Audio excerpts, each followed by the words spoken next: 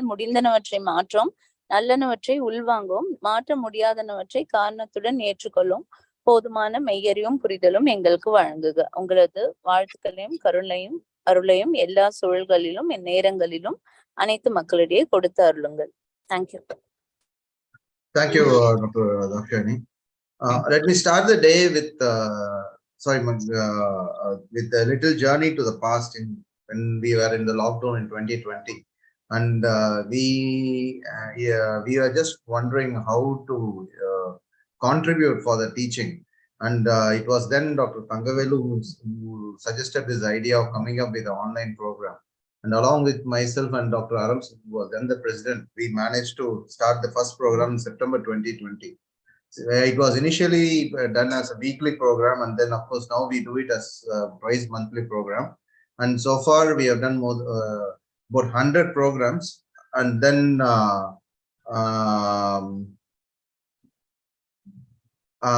we have also had, in addition, about 30 odd undergraduate programs as well.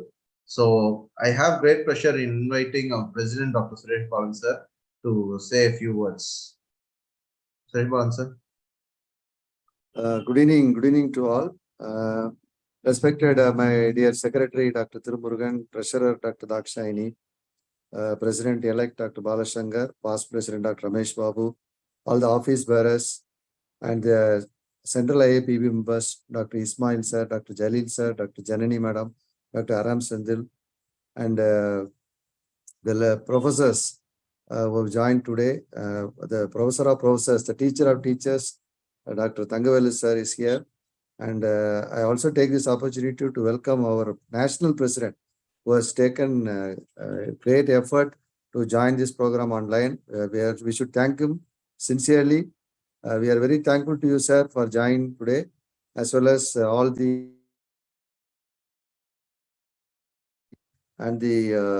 presenters and Dr. Balamurugan, who is joined here today for the session. And we are very grateful to each and every one of you for being part of this wonderful program, PG teaching program, and which was, as mentioned by Dr. Thiru, started by Dr. Sendil sir in 2020 when I was the secretary. It was the COVID time which made us do this job, and the initial brain of Dr. Bakul sir, the national president, who did most of the meetings online and using the electronic media. So we also followed that, and then it was a gradual pickup. And then the boost came when Dr. Rajendran sir was the secretary. That was the time he took over the lead, and he has involved everybody from the north, south, east, and west of our country. All the professors from various academic institutions have joined as the chairpersons and the moderators. And the postgraduates are being immensely benefited by their sharing of knowledge, as well as their presentations to the great teachers whom they could not have got an opportunity, because we feel that most of the government colleges in Tamil Nadu lack this excellent teaching experience, because many colleges are having teachers, but this much of knowledge, this much of experience, this much of sharing happens only when we meet great doyens and doyens of teachers. So I should take this opportunity to once again thank Dr. Ramesh sir, who is always a part of this program, Dr. P. Ramachandran sir, Dr. Thangavelu sir, who is the brain behind this program. Every time when we conduct this program, he is always there to support us, guide us, and lead us. Similarly, Dr. Professor Srinivasan sir, he is also always there. And many of the professors from Tamil Nadu, they are always part of this program, either as chairperson or as moderator. So this gives a very great opportunity. And moreover, it mixes the private institutes like DNB institutes like Mehta, then Child Trust, and so many, Apollo, and so many hospitals. They have also joined. So this is an excellent initiative taken by IAP TNSC. And after that, I have observed the same thing has been even taken up by the national level. It's been taken up by Kerala, Telangana, and so many places. Now they are having this program. So I am very thankful to each and every office bearers, Dr. Sendil sir, Dr. Ismail sir, Dr. Ramesh Babu sir, Dr. Rajendra, Dr. Tirumurugan, who is having a great interest in academics, is always there to my treasurer, and all of us in the team of IAP TNSC have carried the legacy of continuing this program. I once again take this opportunity to congratulate each and every one of the office bearers for this initiative, as well as today's chief guest, our national president, Dr. Upendra sir. I just spoke to him over phone. I called him, sir, you should come. He's such an academic person. He's vibrant, he's knowledge, he's having a great knowledge on our pediatric subject. And so I think he's there with us today. And I also take this opportunity once again, thank and congratulate each and every one of you. Best wishes for today's program also. Thank you very much. Unmute. Sorry, sir. May I request the person who started it right at the start, Dr. Arun Sendil, to say a few words. அனைவருக்கும் இனிய மாலை வணக்கம். Good evening to one and all. My respects to the National President, Dr. Upendra, the State President and State Office Bearers, past presidents, my dear Central IAP EB members, all the office bearers and today's presenters, and especially the judges who have been taking care of this program, and my dear teacher of teachers, Professor Thangavelu, and his team who had initiated this program in 2020 during COVID. And this was really, it is a milestone today. And definitely this milestone has to reach the postgraduates, and definitely the IAP TNSC YouTube channel is having more than 10,000 subscribers. And so the spreading of this knowledge, clinical material has been so tremendous. So I'm happy that I was part of it and was the initiating period in the initial period. So only one thing. So thanks to one and all for my team, wonderful team, Dr. Rajendran, Dr. Tirumurugan, and all the presidents who followed me. And they have taken up this program so nicely. Thank you so much. விதைத்தவன் தூங்கினாலும் விதைகள் தூங்குவதில்லை. நன்றி, வணக்கம். Thank you very much, sir. May I now request Dr. Ismail ji to say, Ismail sir to say a few words. Respected Upendra ji and my dear friend Suresh Balan, the office bearers of IAP TNSC, the judges, panelists, and my dear friends. Indeed, it is a wonderful thing. Mahatma Gandhi ji had said once, in a gentle way, you can shake the world. Really, it had happened. Actually, if you look at the younger days of Mahatma Gandhi, the portrait similarly matches to our teacher of teachers, Dr. Thangavelu. Both look alike. In a way, he has gently shaken this academic world by instituting this program during the darker days of the COVID.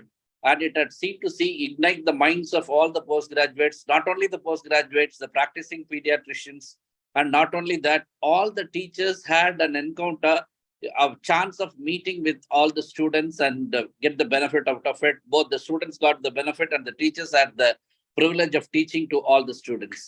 And I'm really indeed happy this program, my dear good friend and my schoolmate and the secretary in my period, Dr. Rajendran, who was instituting a very good job, and he has done a very good job. Full kudos to him. And I appreciate all the team members who had involved this, and this legacy has to continue. The IAP should grow well. Thank you. We welcome our President-elect, Dr. Basavaraja. Thank you, sir, for joining us. Thank you, Tirumurugan. Over to Dr. Balachandra, sir, for a few words, please. Our President-elect. Very good evening, one and all. Upendra sir, good evening. Basavaraja sir, good evening. And Suresh Balan sir, the Secretary, Treasurer of IAP, and past presidents of IAP, teachers, mentors, students, judges, and everybody. It's a remarkable feat on behalf of Tamil Nadu IAP. It's a really marvelous thing the Tamil Nadu IAP has done. It's a real historical thing what they have done. Because a person who is there in some corner of Tamil Nadu or corner of India, or north pole, that is sitting in Jammu and Kashmir, can take a class to a student from Kanyakumari, a PG to Kanyakumari. This has been made possible since 2020 from Dr. Aram Senthil's period. And Dr. Rajendran has taken this to a very high level. And this has immensely benefited each and every postgraduate of every teaching hospital in our Tamil Nadu. And everyone has benefited a lot. Really, it's a great thing. Because your knowledge is spread all over the country from one corner to other corner of India. So definitely it's a wonderful program, and it has grown to this much of 100 events in this day. And we are celebrating the 100th CME today. It's a really blessing, really. We are all really blessed to hear as well as to be a faculty in this party, these classes. Thank you very much, all the people who have done so much to bring in this program and keep it lively, and the wonderful work done by everyone to bring in all the teachers from all over India. And it's a very great work actually, and the work is really commendable. Thank you very much. Thank you very much for doing this in such a wonderful way. Thank you, sir. Thank you, sir. May I now request our National President Upendra ji to say a few words on this occasion. Yep. Vanakkam and very good evening, everybody. It's an honor to be here. I'm just back from Udaipur and just reached Navi Mumbai. But as said rightly by Dr. Suresh Balan and Dr. Rajendran sir, that one phone call was enough to request me to be here. And it's really, I consider it as my honor. A great initiative. My kudos to the entire team. So this just shows that respected Dr. Senthil sir, one who initiated the process when he was the TN president, and then of course Ramesh Babu, and then Dr. Suresh Balan, and then I'm sure Dr. Balasankar would continue. So it just tells us that whatever good work is initiated by somebody in IAP continues subsequently, irrespective of the position that person holds or the duration for which it is there, because it's ultimately going to benefit every postgraduate. So my respectful regards to all the team members, Dr. Suresh Balan sir, Dr. Tirumurugan sir, Dr. Thangavelu, Dr. Rajendran, Dr. Jalil, my colleagues from IAP EB, Dr. Muhammad Ismail, Dr. Senthil sir, Dr. Janani Shankar, and everybody who has locked in. It's a great initiative, and as very rightly said, even IAP at the central level. So PG Reach program, which we started on 1st of January, and it's happening 4 or 5 times. So national program is entirely different, but still it's kudos to entire team. And very rightly compared Mahatma Gandhiji with Thangavelu sir, such a simple, humble human being and a towering personality, huge knowledge, but doesn't say anything about it. So it's great honor. And Tamil Nadu has always given us wonderful teachers. I think that is what the legacy continues. And what a wonderful topic that you have chosen. Today in the morning, I was at the Udaipur conference, and I heard our President-elect, Dr. Basavaraja, speaking about asthma. So he spoke such wonderful lecture he gave on acute asthma. It was an endowment lecture there, and it was a treat to listen to him. So point is, even IAP, we have leaders who are not only administrators, but wonderful academicians. And that is what we are all there. We take this responsibility as administrators, but then ultimately each one of us wants to be academician and wants to inspire our PG students. Unfortunately, last couple of years, I think pediatrics as a branch which is requested by our postgraduate students has gone down. I don't know. I was just shocked to know when I travel across the country, it is not even in first 4 or 5. I don't know what is the reason, and somehow it has gone down. But I'm sure everybody will be eager to work for child health.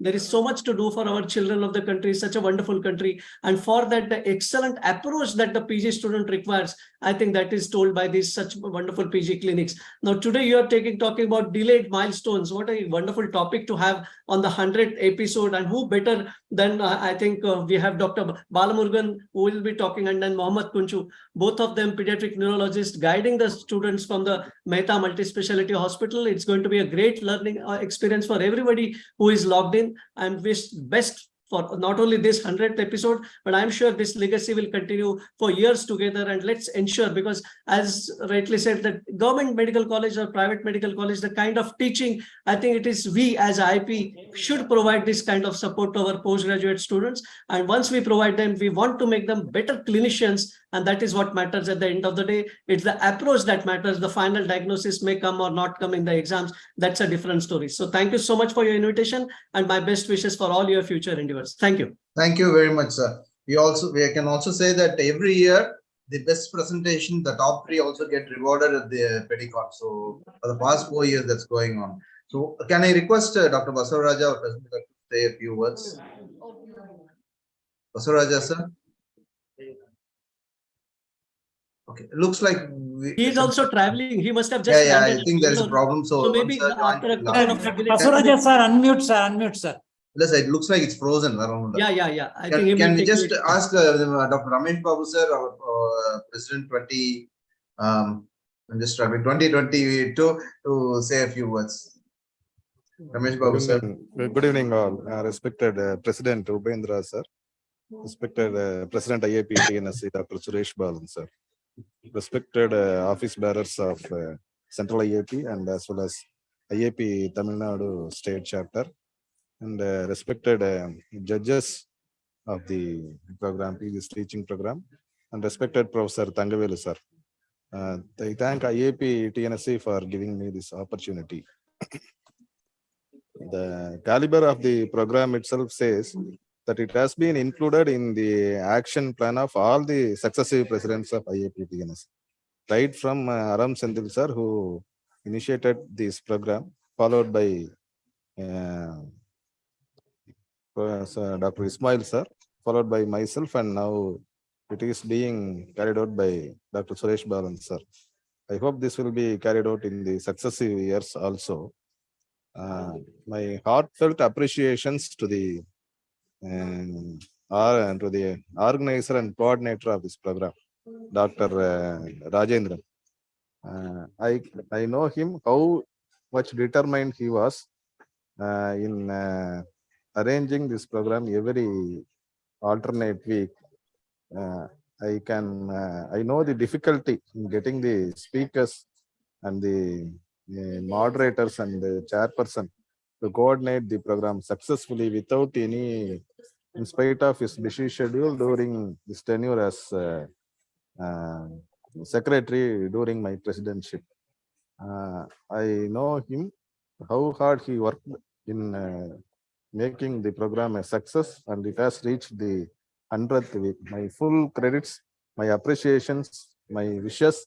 I wish a bright future for Dr. Rajendran in the future to get more laudable posts in the Indian Academy of Pediatrics.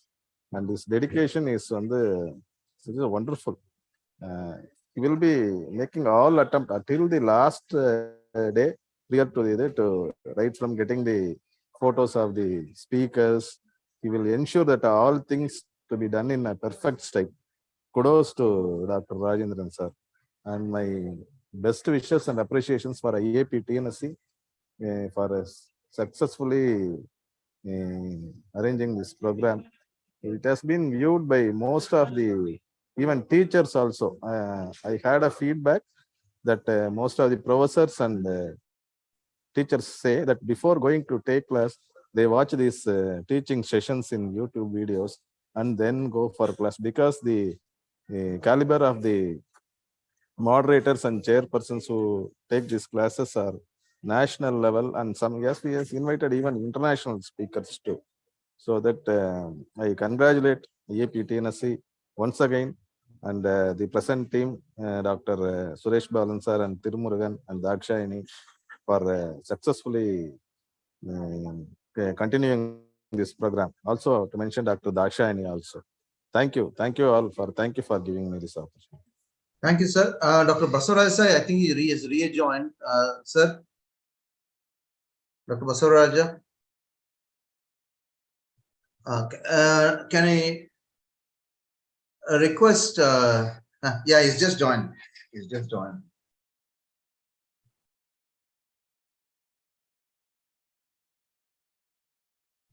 Dr. Basavaraja sir.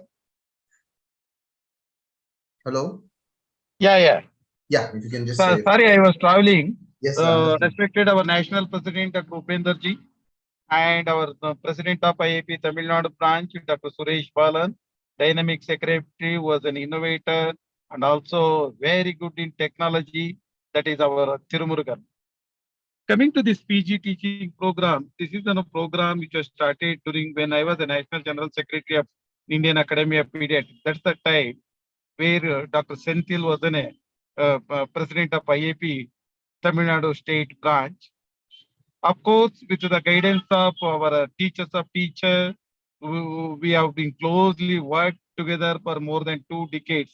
That is none other than our Professor Thangavelu sir. This is a program which is created a lot of quality postgraduate teaching program. Most of the states are looking after this, looking towards an IAP Tamil Nadu for quality teaching. At that time, Dr. Rajendran was then a secretary. So he was very, very instrumental in carrying out all these things. Subsequently, Dr. Ismail in 2021.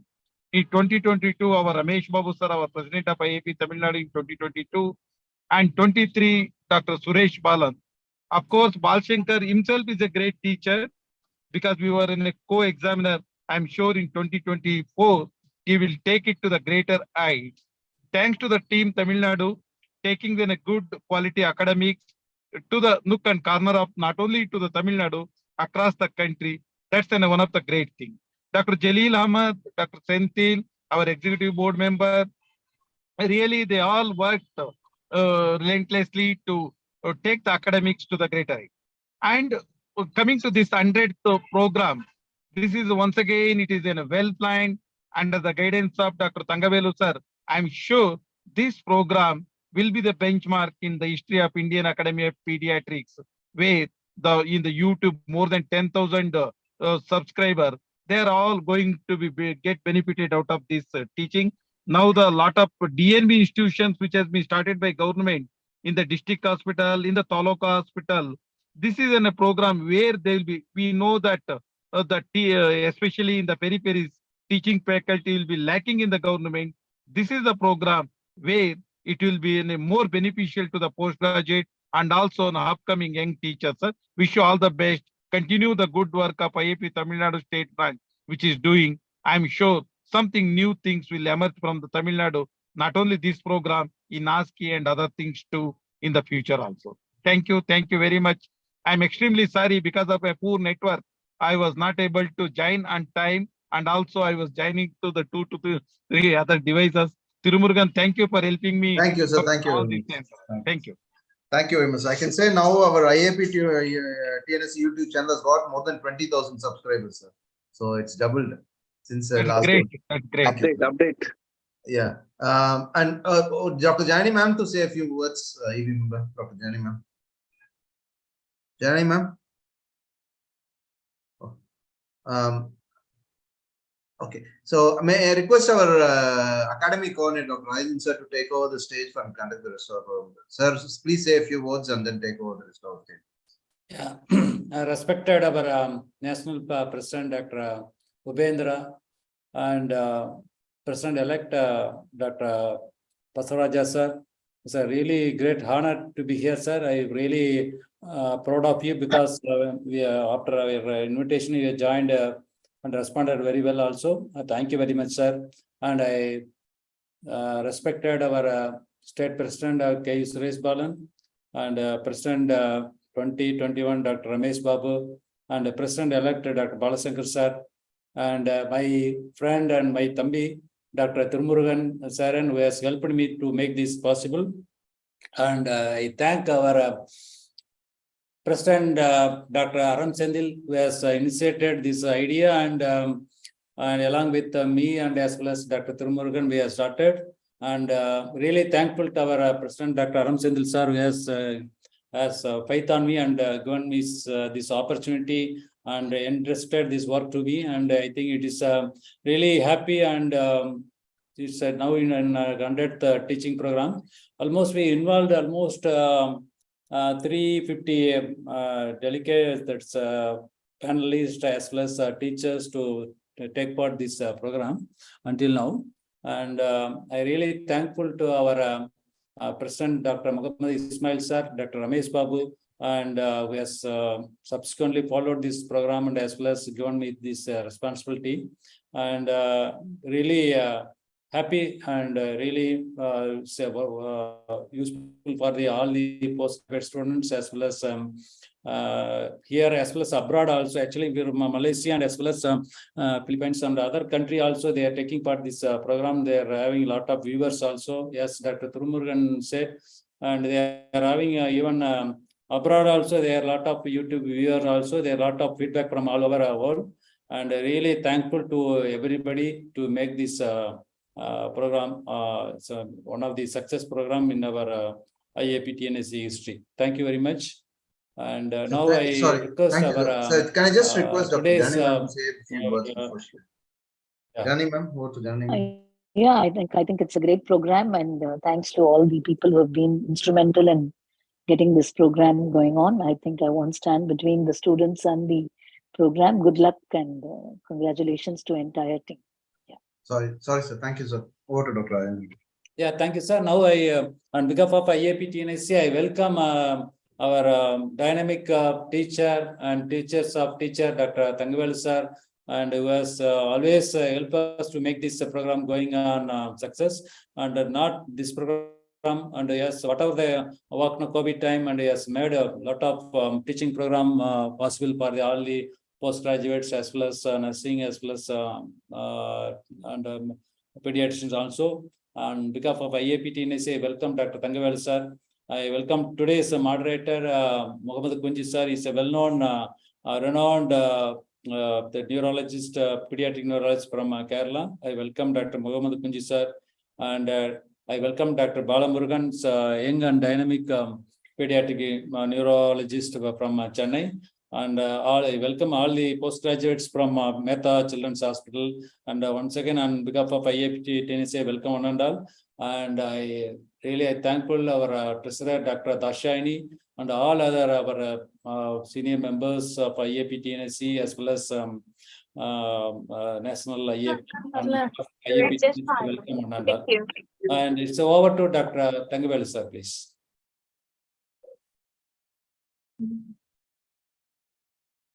So Thangavelu sir, you can proceed. Yeah, dear senior teachers and friends, dear Upendra ji and Basavaraja, Professor Suresh Balan, President Professor Kunju, good evening everybody. Three things have to be in circulation: money, blood, and knowledge. Otherwise, they'll become rotten.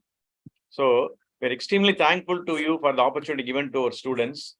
IAP TNSC is making great academic programs. Your full attention to the cabin crew in front of you. Sir, sorry for the interference. I wish the function to be a grand success because I am in travel myself and Somshekhar sir in the flight.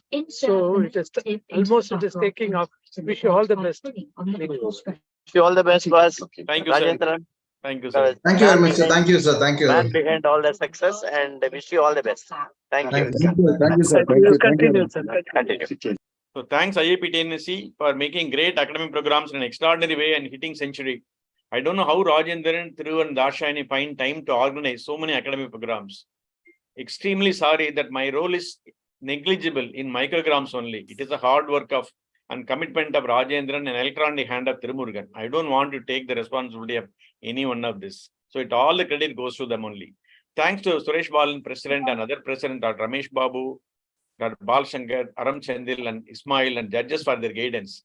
We feel extremely proud to say that you're all the mitochondria of IAP TNSC and providing a platform for academic activities. That is the greatest thing we enjoy.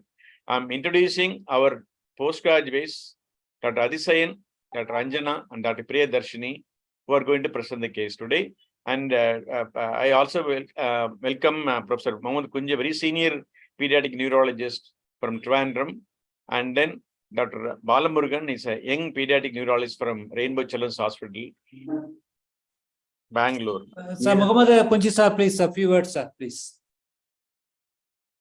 Sir, unmute, sir. Okay, good evening. Thank you, first of all, Tamil Nadu IAP for inviting me. And I think we will have a program, there's presentations now. I'm happy that Dr. Thangavelu is also there as the core moderator. Thank you. I think we'll start the program. Yeah. Can you ask the PGs to present the? Yeah. You can serve your slide, please. Yeah. Over to the students. Yeah.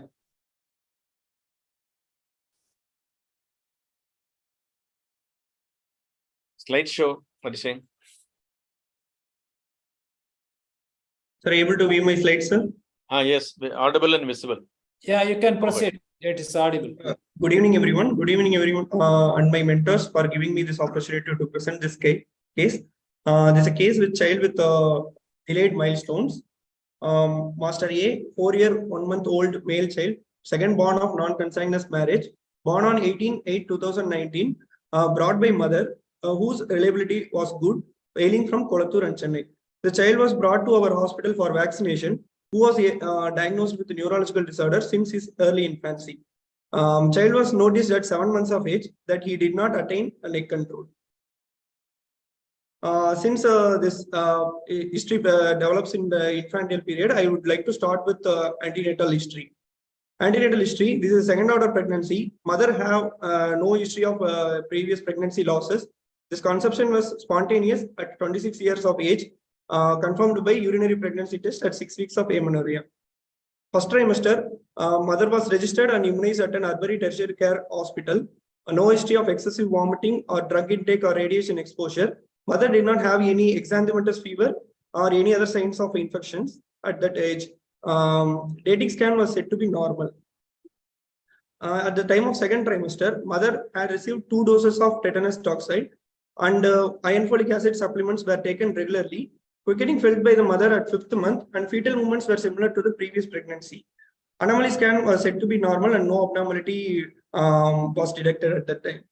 Third trimester, mother have no abnormal bleeding, exanthematous fever or draining per vaginum. Fetal movements were perceived well throughout the pregnancy. Mother had adequate weight gain, no polyhydramnios or oligohydramnios. Mother had visited around 8 antenatal visits. Then natal history, baby was delivered by elective LSCS at 39 weeks of gestation with indication for LSCS is previous lower segment cesarean section at an institution whose presentation was cephalic with birth weight 3.5 kg. Baby cried immediately after birth with good spontaneous movements. There was no history of prolonged labor or precipitous labor. Baby had smooth perinatal transition, did not require any resuscitatory measure. Baby was breastfed within 1 hour after birth, passed meconium and urine within 24 hours. Baby was roomed in with mother on day of birth itself, was having no NICU stay. Discharged on day 5 of life without any perinatal asphyxia, respiratory distress, or neonatal hyperbilirubinemia, recurrent vomiting, feed intolerance in the hospital stay.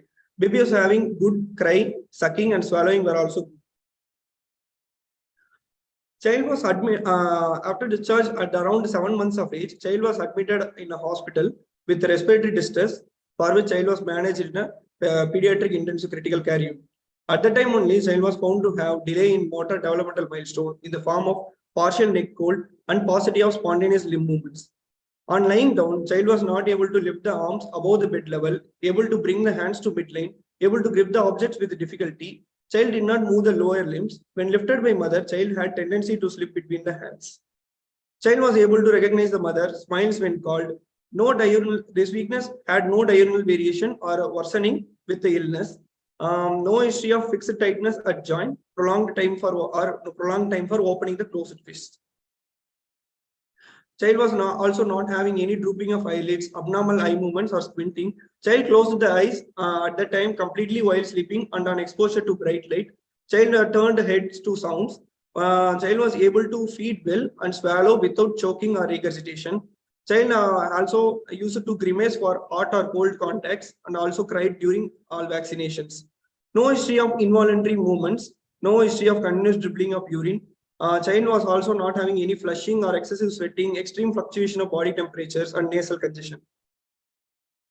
Child also did not have any weak cry or prolonged feeding, low voice volume, no easy fatigability during feeding or prolonged feeding. Child had no dull or expressionless faces. There was no scissoring of legs or difficulty in wearing diapers by the mother. Child was also did not have any seizure or tonic posturing. Child never been seen as lethargy, had forehead sweating or suppressed suck cycle during breastfeed. No abnormal body odor or urine odor, skin pigmentation or abdominal distension at the time of admission. No history of fever or any drug intake or trauma or canned any ingestion at the time of admission. There was no previous recurrent respiratory tract infection or any non-healing ulcers in the body. Now, by 4 years of age, child is able to communicate with the parents, ask for desired things, does simple calculation and recite Tamil poems. Child is able to sit without support momentarily, feed himself with spoon with difficulty, unable to lift hands above the head, but able to lift the legs from the bed level. Child turns unable to lift the hands above the head and also unable to lift the legs from the bed level. Child can able to turn the head side to side. Child was able to differentiate between hot and cold while eating or bathing. Child also requests mother to scratch the mosquito bite site. Child can able to tell the mother regarding his toilet needs. Treatment history. Child was diagnosed to have a rare genetic neuromuscular disorder at 10 months of age. Child also received totally 9 doses of special medicine given at the back in regular particular intervals. Child did not have any admission or major illnesses after 11 months of age. Received last dose, received that special medicine 4 months back. Daily routine of the child. Currently, child wakes up in the morning, dependent on mother for toilet needs, able to chew, swallow the food well, fed by mother, goes to special school along with mother with wheelchair support, and cooperates well for the therapy session in the school. Child uses special CP chairs, braces for sitting upright and standing. Development history at present. Since the child delay in development was discussed in that infancy earlier, at present the gross motor what child can perform is child can able to sit with support with partial head control. Developmental quotient of around 12.5. Cylindrical grasp of the hand was present with the fine motor developmental quotient of 18.5. Language and hearing, child is able to recite Tamil poems. Development quotient was 100%. Social and adaptive milestone with child is able to understand parents' emotion and react accordingly. But other tasks like going to toilet or using dresses by self are limited due to his motor difficulty. With the development quotient of 100%. Family history. Family have consanguineous marriage history in their lineages. No history of any siblings or family members suffering from similar illness. No family members having functional limitations or confinement to wheelchair, seizure disorders or developmental delay, loss of development milestones also in the family. Both the parents, mother and father, were able to perform their daily tasks normally without any difficulty. The first pregnancy. The child is 10 years at present, was delivered by LSES. Indication was not clearly known with uneventful antenatal period. Now child is alive at 10th standard studying with average academic performance. Vaccination history. Child was vaccinated up to age as per IAP schedule along with annual flu vaccines. Diet history. Diet history, the child takes minimum 30 to 40 minutes per meal, mostly hand-fed by mother. Occasionally uses special curved spoon to aid in feeding himself. Calorie deficit, child was having at around 35% deficit. And protein, child is able to take 2 grams in excess daily. Socioeconomic history. According to modified Kuppuswamy scale, family belongs to upper middle class, class 2.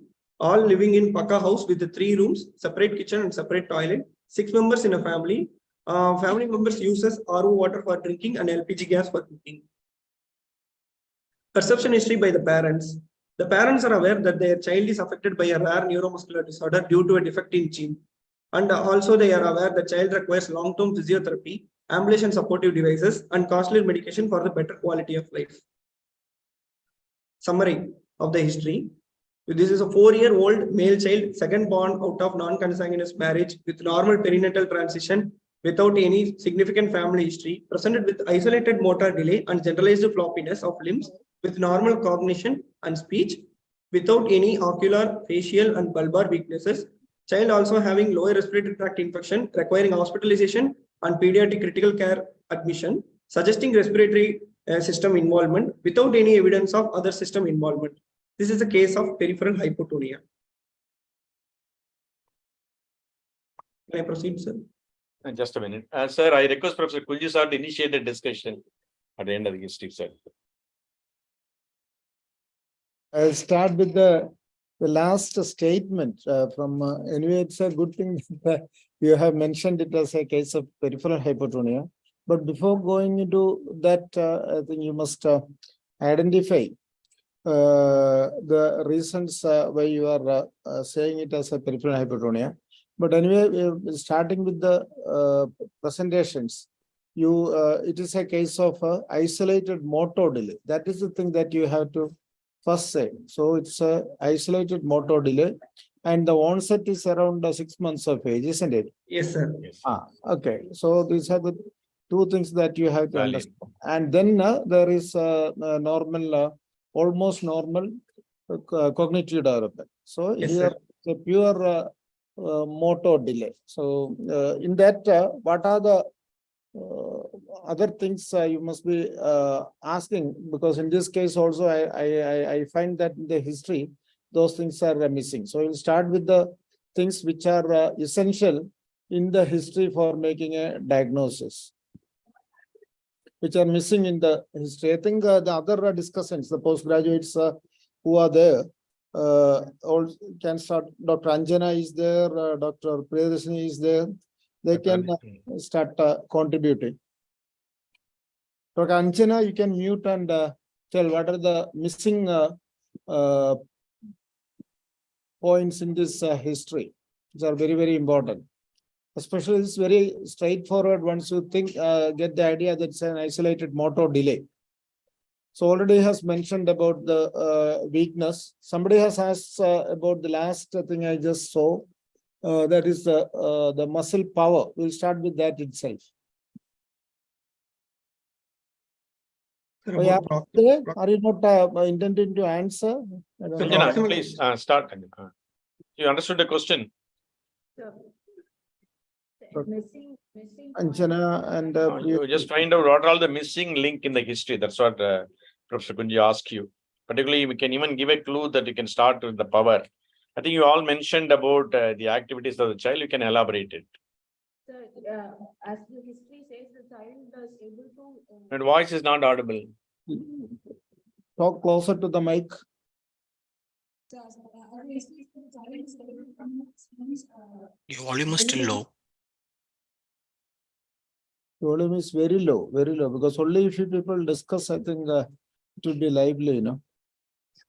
Sir, as the history says, the child is able to move his limbs, eliminating gravity, sir, like at the bed level, but not against gravity, sir. It's resistant. And against resistance. Okay. So anyway, you have mentioned about the weakness. In that weakness, your aim is to identify which part of the weakness, proximal or distal, sir? That is Proximal weakness. Yes. Why you are telling that it's a proximal weakness? Because you are telling that there is difficulty raising the hand, isn't it? Yes, sir. Yes. And then along with that, the areas that you should not be forgetting is you have mentioned about the facial and ocular muscles. What about the neck muscles? The neck muscle able to hold the head when put in prone position, sir, but not able to lift the head completely, sir.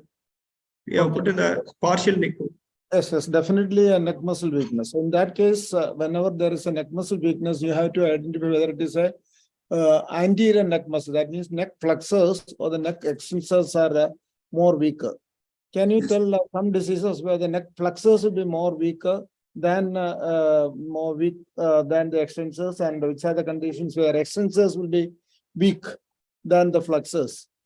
Usually, in most of the situations, the flexors they are weak. So, in which situation the extensors are more weak?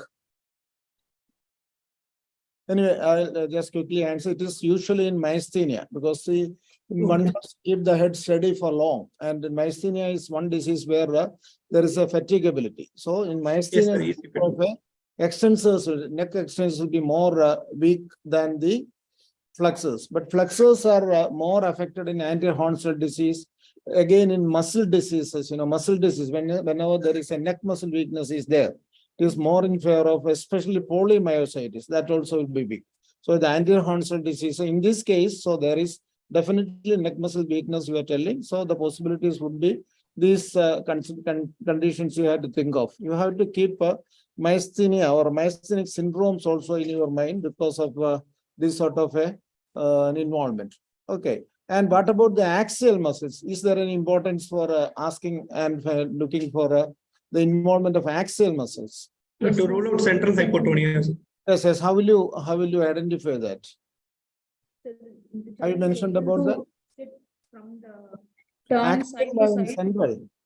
Central axial, it won't be weakness. Axial muscles will be spastic or will be having increased tone in a central hypotonia, but not weakness. Axial muscle weakness is more common in. How will you identify it? That is what I was asking. Is there any able to maintain his posture, sir? Turn side to side on bed. Just be louder.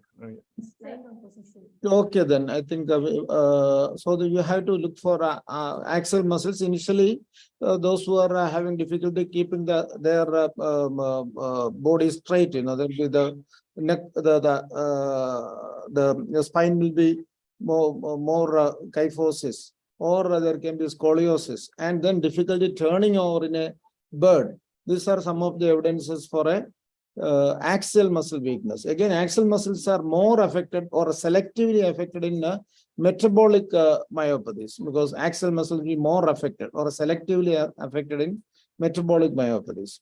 Anyway, so that is one thing. Then two more things that you should have asked is about any type of hypertrophy. Did you mention about hypertrophy?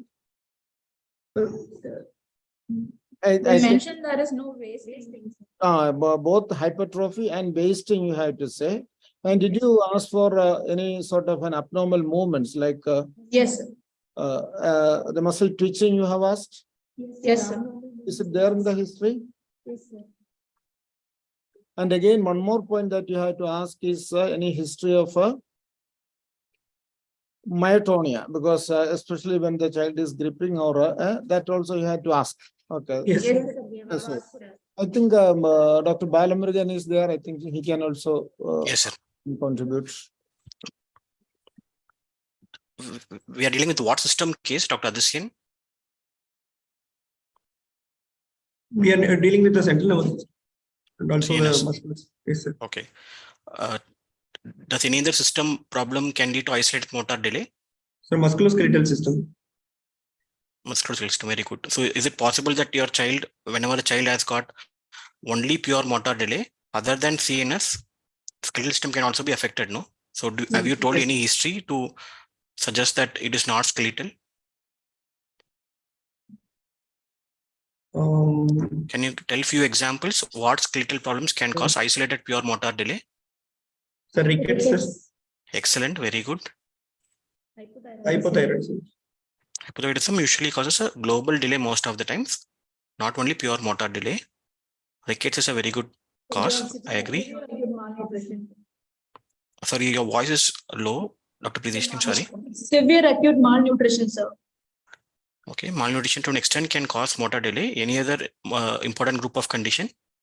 Just skeletal.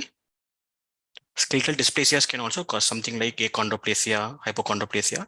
So those children can also come with isolated motor delay. Okay. So apart from CNS, sometimes even skeletal abnormalities can come with pure motor delay. So it's always, so you can mention in the history, no history of any bony deformities. So that can give a clue. However, in your child, you have given that clearly that apart from looseness and motor delay, there is also some amount of hypotonia and weakness is also there. So weakness should not be there in a child with skeletal problem. Yes, sir. Okay. Okay. So your child has got weakness. So we feel that low tone is there. And so we feel that it's likely to be due to central nervous system problem. Like that, we have localized CNS. Because does your child have any bony deformities? No, sir. No, sir. Okay. So skeletal is less likely. So the system possibly we are dealing is CNS. In that you feel this is a human problem based on history. It's a human pathology or element pathology. Can you substantiate with your answer?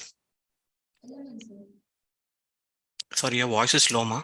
Sir, element, sir. Why do you say it's element? Why can't it be human? Can you tell me the points against human? Based on the history, what has been provided? Did not have any seizures only motor system is involved. No, it's not a global developmental delay. Other developmental domains are normal, sir. Very good. Excellent. Here, the child does not have seizures. And here, only motor is affected. Generally, when the brain is affected, there is a central cause, that is a UMN pathology. In that point of time, usually you will have a cognition also will most likely be affected along with motor milestones. Can I intervene? Yes, Can I intervene? Because yes, sir, see, please, sir. there is a pure motor delay. As mentioned, it can be either a central or a peripheral. And to say that it's central, usually as we have discussed, there should be a cognitive involvement will be there. That means almost a global developmental delay. But when it is a dominant motor, then we'll call it as a motor delay. But there can be a small subset of disorders where you can have a pure motor without any cognitive involvement. That means central upper motor neuron type of motor delay without any cognitive involvement. Can you just mention those conditions? For example, a hereditary spastic paraplegia. There will be a motor delay will be there, but there won't be any cognitive impairment. Okay. So, similarly, in earlier we used to discuss conditions like motor neuron diseases, where again a peripheral motor system involvement, where both central plus peripheral involvement can be there, where again the cognitive impairment will not be there. But those are usually spastic rather than hypertonic. So whenever there is a hypertonic child with a delayed development is there of a central causes, your idea of looking for a cognitive development is definitely will be advantageous to differentiate a central hypertonia from a peripheral hypertonia. Okay. Okay, then yes, I can continue. Yes, sir. So, so based on history, the cognition is normal. You can see if you go to the development history, can you please go to the development history slide?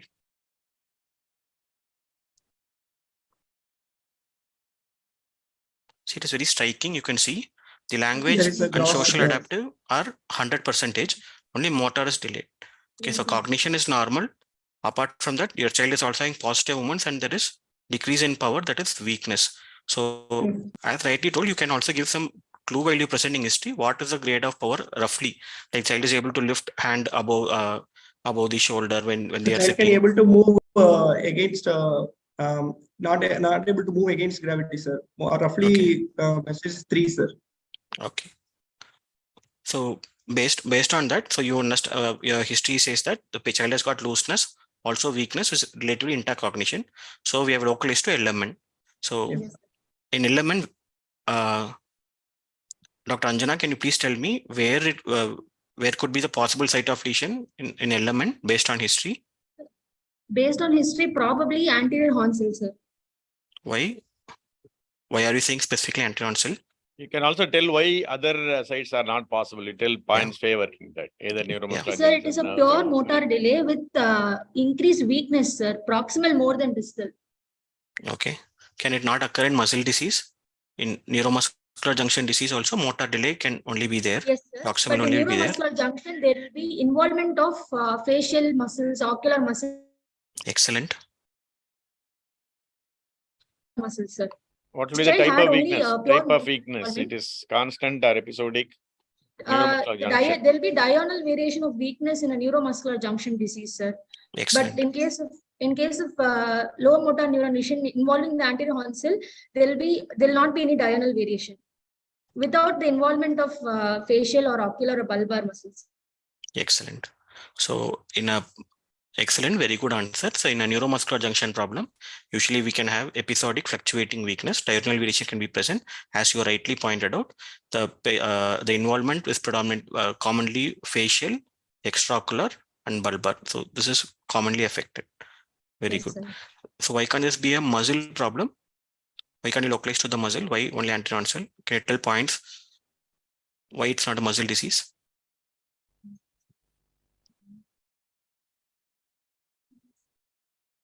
Now, what will be the common pattern of muscle disease you see with weaknesses? Sorry, your voice is too low. In myopathies, there will be reflexes will be intact, sir. No, we are No, about looking at history. Yes, history yeah. no, Still in the based on history history. only.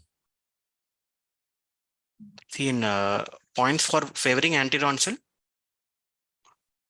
See, proximal muscle weakness is common. It can occur in neuromuscular junction problem also. It can occur in anterior onset problem also. It can occur in muscle disease as well. In anterior onset problem, usually there will be a lower limb predominant weak, lower limb more than upper limb proximal, and usually there will be neck muscle and anterior onset. Usually the most common disease what we see a floppy child or a motor only delay. SMA is the most common thing in that there'll be sparing of extraocular and facial generally. Extraocular usually spared.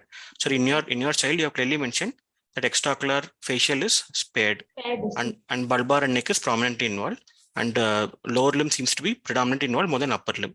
So Yes, sir. so proximal weakness with lower limb more than upper limb with prominent neck and bulbar weakness, sparing extraocular and facial is likely to be anterior onset. Yes, sir. Also, one quick comment. I think in the summary we can also mention without history suggest of any contractures.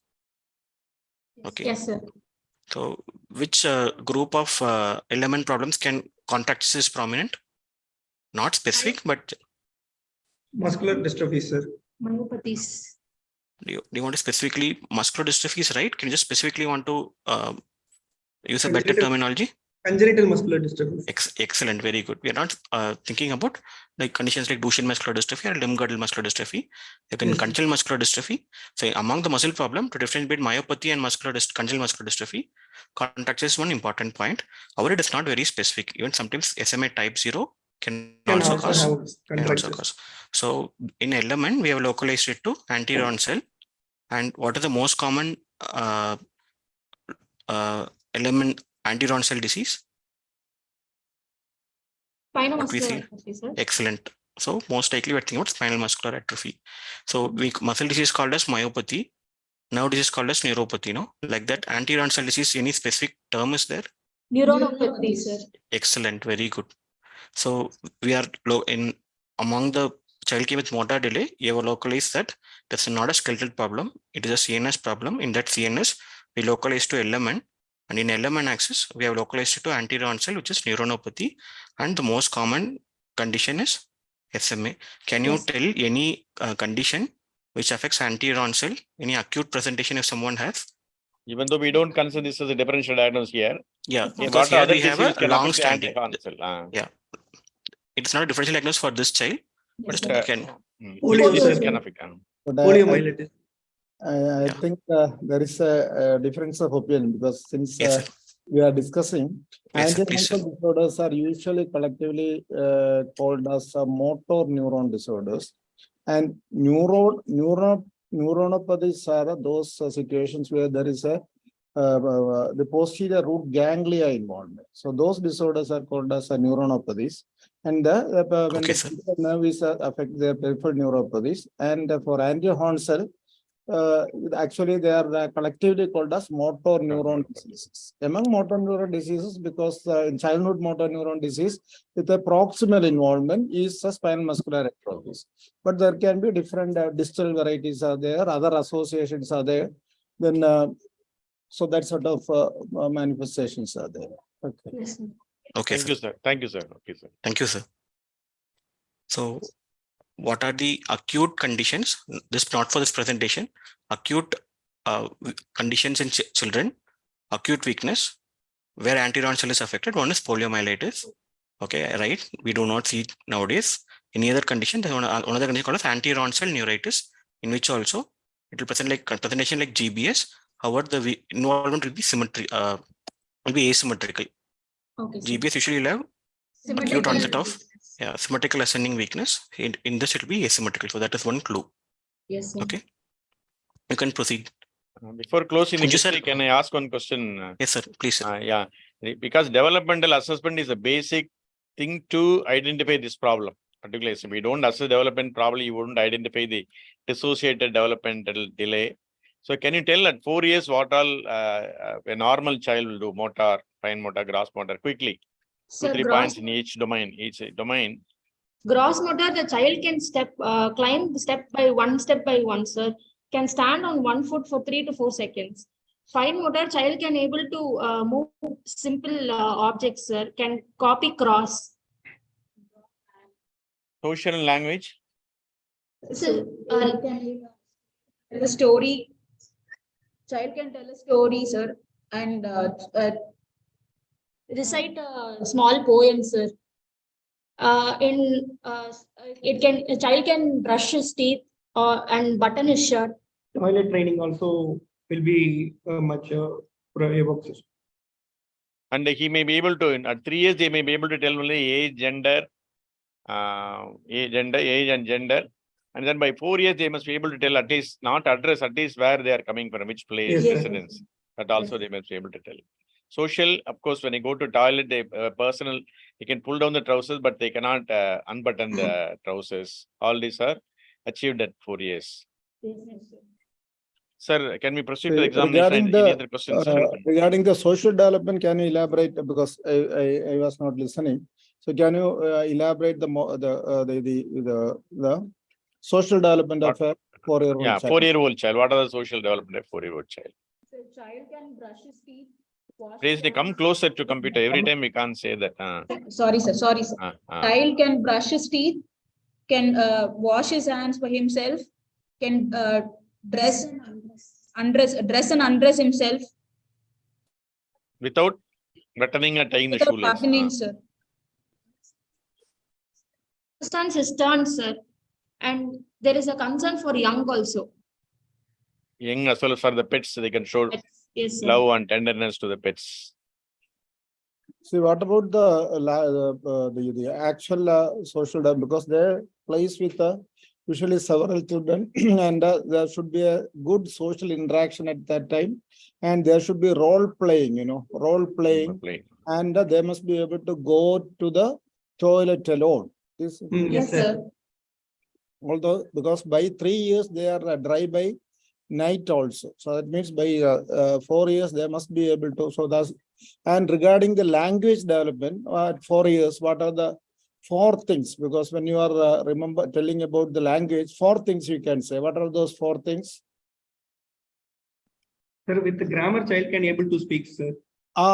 That's it. They will be able to 4 P's are there. The pronouns, past tense, and they are able to use the prepositions, and they can count the 4 pennies accurately and tell a story usually. Because this 4 P's always you remember. Okay. Yes, sir. They can recollect the events. Suppose what happened in the school, they'll try to recollect and tell the mother or grandmother. So Professor Ramesh has asked any history of maternal drug intake or any alcohol intake. Sir, Professor you want to sir, comment? you have a long experience. I just want to know Ramesh has raised a history as drug intake bar alcoholism. How commonly we see that, sir, maternal alcoholism causing? Actually, maternal alcoholism is a problem. It's a and problem, I have sir. seen, in my experience, at least I have seen some 6 cases of fetal alcohol syndrome. They are not rare. Okay, sir. It is not rare. Not And rare. First, Really, not rare. In the first case, probably. Thanks, Ramesh, for indicating that. Yes, sir. Please, sir, proceed, sir. There's no history of any drug intake in the mother, sir. And there is no any alcohol use by the mother, sir. Anyhow, good point was raised by Ramesh and explained by Professor Kunju, sir. Okay, one Yes. more. As the perinatal issues, you have mentioned that there is no problem at the perinatal period, isn't it? But when you are considering the family history, you must have you examined the mother also? Yes, sir. We have, sir. Yes. So along the By history, I have asked that both parents are able to perform their daily activities without any weakness or tiredness. Okay. Okay. I think now we can go to the examination points. I would like to start my examination with CNS examination. Before that, I will start with examination. Child is awake, cheerful, happy, and interested in surroundings, obeys mother, and cooperates with the examination. The posture of the child while I examined was child was sitting comfortably in chair with back resting on the wall and arching of back. Shoulders adducted with elbows and wrist flexed. Positive movements noted in shoulder and elbow and also in lower limbs. Hip flexed with knee extended and ankles in plantar flexion. There was no icterus or pallor or lymphadenopathy or cyanosis or any edema. Hydration status was adequate for the child. Vitals, heart rate of the child was 110 beats per minute. Pulses were regular in rhythm, normal in volume, no specific character, felt equally in all peripheries. Capillary fill time was less than 3 seconds. Blood pressure in right limb in sitting posture was 90/60 millimeters of mercury. Respiratory rate was 28 per minute, thoraco-abdominal in type, without any paradoxical breathing or any chest retractions. Saturation in room air was 99%. Temperature was 98°F in right axilla. Anthropometry. Anthropometry was appropriate for the child, which was weight was in 0 to -2 standard deviation. Length was in was also in 0 to -2 standard deviation. Head circumference and weight for length was in 0 to -2 standard deviation. Chest circumference of the child was 53 centimeter. Head-to-toe examination. Head was normal in shape and size without any abnormal microcephaly, macrocephaly, or plagiocephaly. No low set ears or low lying hairline. No flat facial profile or coarse faces. 1 minute, No. 1 minute. I was not, I was trying to allow you to continue, but regarding the head circumference, the child is now 4 years old, isn't it? Yes, sir. 4 years. So you were telling about that the head circumference was around 53 centimeters. Sir, 52, sir. Chest circumference was 53. 52. Head circumference is 52. Is Yes, it sir. normal for a 4-year-old child? Sir, in WHO growth chart, it was coming Growth 0 chart. to Okay. Growth chart, agreed. But what will be the head circumference at 5 years? 5 years will be adult, sir. Adult size. No, 54. it is 5 years, it is 50. Remember that 5 years, it is 50. And 52 is at 12 years. So 52 is the head circumference of a 12-year-old child. And adult will be 54 to 56. Okay. So when you are taking the growth or this growth chart, it will be there. But the thing is that definitely because the head circumference of a 5-year-old child will be only 50 centimeters, even though 49 centimeter is at 2 years, but by 5 years it will be 50, and 12 years only it becomes 52. So you must understand, because the growth of head is maximum till 2 years. After that, only few centimeters are being increased. So that you must understand. Yes, sir. Continue. Eyes were normal, no hypo or hypertelorism, no prominent epicanthal folds or cataracts in the eyes. There was no drooping of eyelids. There was no abnormal shaped eyes, almond shaped eyes, or brushfield spot in iris. Ears were no preauricular tags or sinuses. Oral cavity, lips and philtrum. Hussain, can you show Yes, the sir. video? You just play the video and spend some time there. Come on top of the video also. It's working? So in the oral cavity, we could be able to appreciate tongue fasciculations while tongue is kept into the inside the oral cavity. Ideally for getting the fibrillation, being a bigger child, older child, and a very cooperative one, actually you must ask the child to keep the tongue inside. Inside the mouth, sir. Must be resting fully, because a small movement of the tongue can produce this scoring, because the tongue, the muscle fibers are inserted in the mucous membrane. So whenever you try to move, this fibrillation will be there. So you could have taken a very nice video of this one, because usually it is very difficult to appreciate tongue fibrillation, and most of the time we teach the students, even myself I can say that we teach them when we have a diagnosis of spinal muscular atrophy, and then we show the children that there is students that there is fasciculation, because otherwise by finding fascicle or fibrillation in the tongue, you can't make a diagnosis, because a normal child, even a very young infant will not be keeping the, especially when you are asking them to open the Yeah, mouth. they can't control themselves. Keep Yes. it inside and then immediately protrude. Yes. That happens. Being a bigger child, you could have asked him to keep the mouth inside and ask him to rest and then take the video. Then you will be able to appreciate that physical fibrillation. Actually, in the tongue, it is fibrillation rather than fasciculation. Okay. Okay, sir. So, all our muscles, we use the term fasciculation. Fasciculation, except into. Okay. The neck was normal, no loose folds of skin at the nape of neck. Chest appears bell-shaped without any scars or sinuses. There was a joint contracture in both the ankles and knees. No clinodactyly, polydactyly, or syndactyly. The creases were normal in palms and soles. Spine, there was scoliosis with convexity towards left. There was no neurocutaneous markers or any rashes, hyper or hypopigmentations in the skin. External genitalia was normal with both the testes in the scrotum.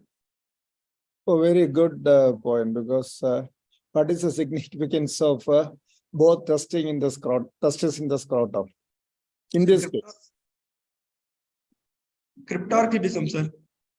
In Prader, we have cryptorchidism, sir, and in congenital muscle weakness, the gubernaculum testis is also weak, so there will be a delay in the descent of the testis, sir.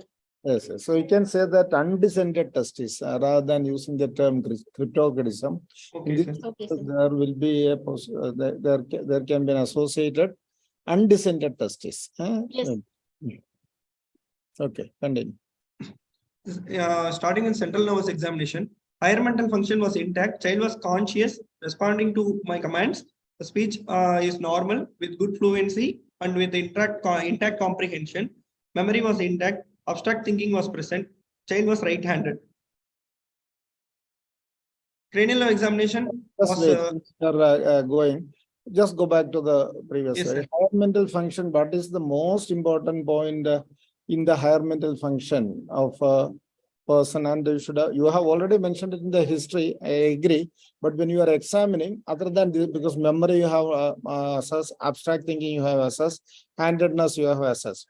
But one more thing, that is the most important thing in identifying the problem in the higher mental function. What is that?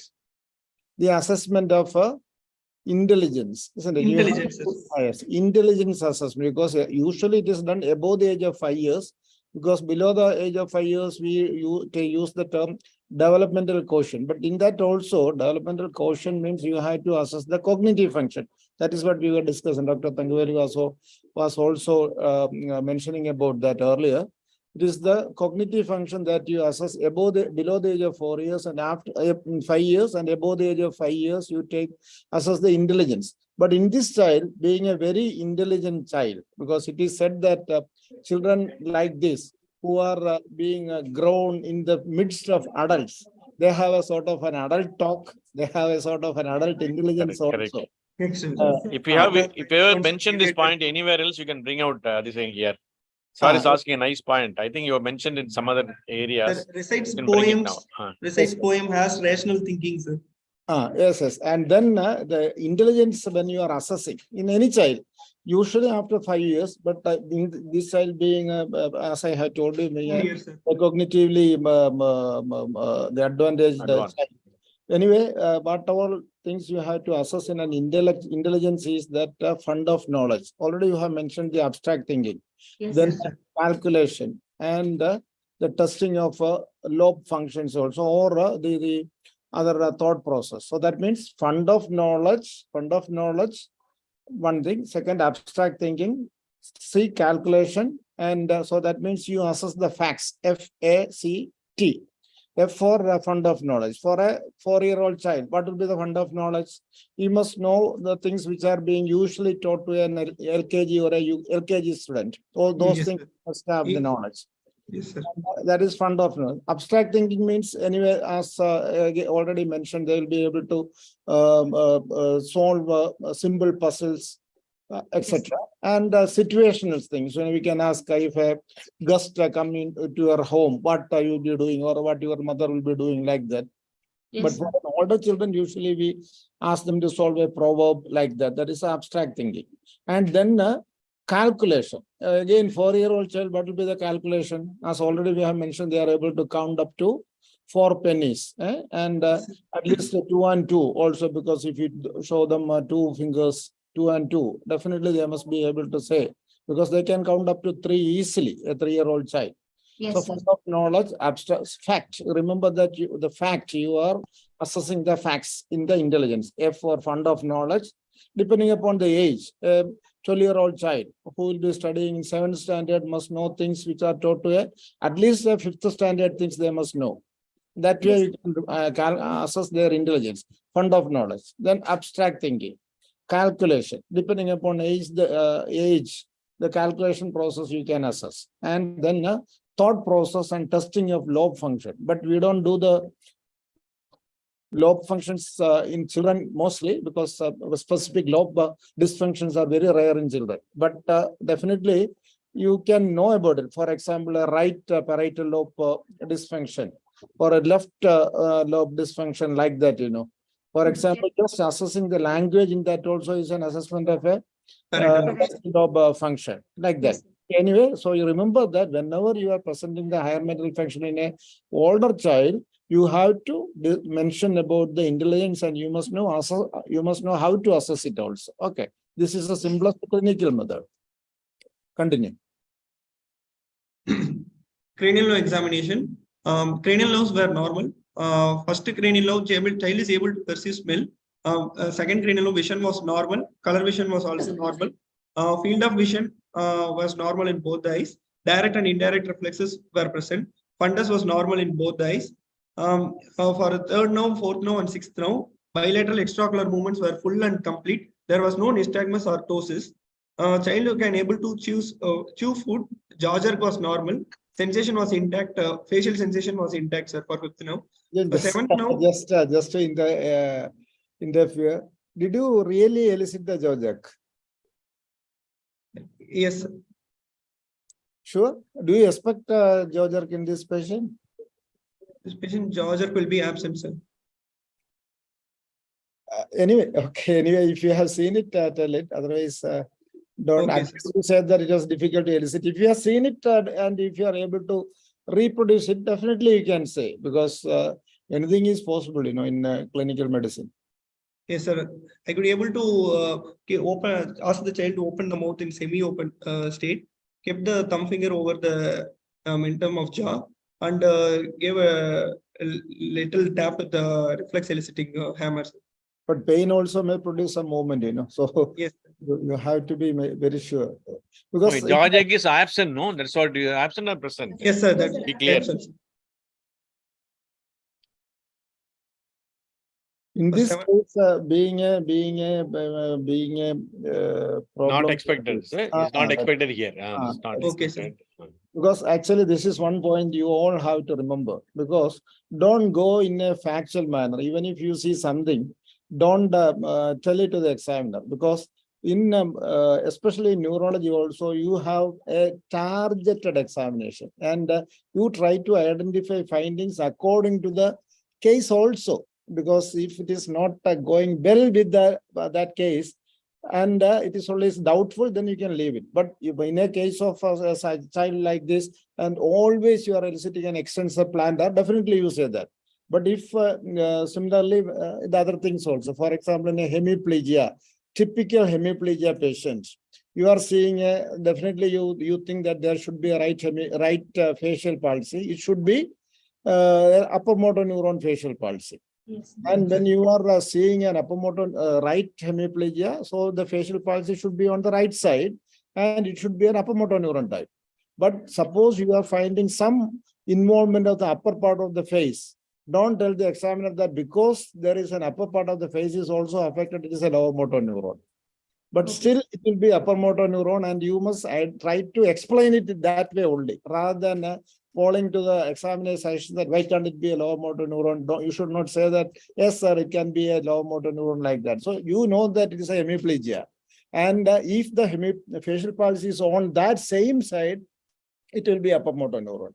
But In a case of right hemiplegia, you are seeing that there is a left facial palsy. Then it will be upper motor neuron, lower motor neuron. Hemiplegia patient, you are identifying a left facial palsy. Will it be upper motor neuron or lower motor neuron? Lower motor neuron, sir. It will be lower motor neuron. In that case, if you find that the upper part of the face is little spared, then don't say that it's an upper motor neuron. It is Yes, a lower sir. motor neuron. You try to identify other findings. Say that the eye closure is not complete. The frowning is a slight symmetry like that. You say that it is a lower motor neuron. So you have to interpret according to the clinical. Apply and interpret according to other clinical signs. Yes, Sir? that is Because from the student points of view, I'll ask a question, sir. So what is the right thing is they should not mention about the jaw ache in a child. In the history itself, they mentioned as peripheral hypotonia. Is it correct, sir? They did not mention one. They mention jaw ache absent may be the right thing. Instead of putting as a normal. Not elicited or it is doubtful like Not that. yeah, absent only. They instead of absent, they put it as normal. So it should be absent or did not have mentioned. Because if the history itself, you come to conclusions the peripheral hypotonia may not be needed. That's what, sir. Yes. From the student point of view. Thank you, sir. Thank you. Yes, sir. The 8th grade inno hearing was normal. Turns when called. 9th and 10th palate moves equally on both the sides. Child could not able to shrug the shoulder. 12 now child able to protrude tongue without any deviation.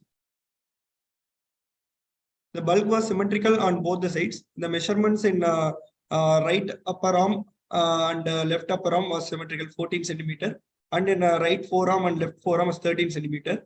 Right thigh and left thigh was 23 centimeter. In right calf and left calf symmetrical with 16 centimeters. Tone on muscles on palpation was soft and flabby. Of eliciting tone, there was a hypotonia in all 4 limbs. Power around shoulder joints, all the actions are having bilaterally 2/5. Elbow best appreciable was more than 3/5 in both the limbs. Wrist was having best appreciable more than 3/5 around the joints in both the limbs. Hand grip was present, but it was weak. Neck muscle was able to lift against eliminating gravity in prone postures. Hip joint, there was a 0/5 in all movements in both right and left side. Knee was also having 0/5 in bilaterally. Ankles were having both the plantar flexion and dorsiflexion was 0/5 in both the sides. Reflexes, superficial reflex, abdominal reflex was absent in all quadrants of the abdomen. Plantar reflex not elicitable. Bilateral cremastic reflexes were present. Deep tendon reflexes were absent in all the deep tendon areas. Sensory system, child was able to perceive pain, touch, temperature, and pressure. Cortical sensation was intact. Extrapyramidal signs, there was no involuntary movements. Autonomic nervous system was intact. There was no cerebellar signs, including nystagmus, and speech was normal. Other signs could not be elicited. Meningeal, there was no meningeal signs. The cerebellar, regarding the cerebellar, you must say that because you can't accept the nystagmus. The other things you can test here, because when there is a weakness is there, you can't examine the coordination and other things. So only when at least above 3 grade power is there, you can test this. So you say that not tested, but no, as you are mentioning, no nystagmus or the speech is it normal for him? Yes, sir. Normal. Yes, there was no any disarticulation. Very nice, normal speech. Yes, No peripheral dysarthria. No, sir. Will there be any sort of a dysarthria in this patient? I presume that there should be something, but what type of dysarthria he'll have?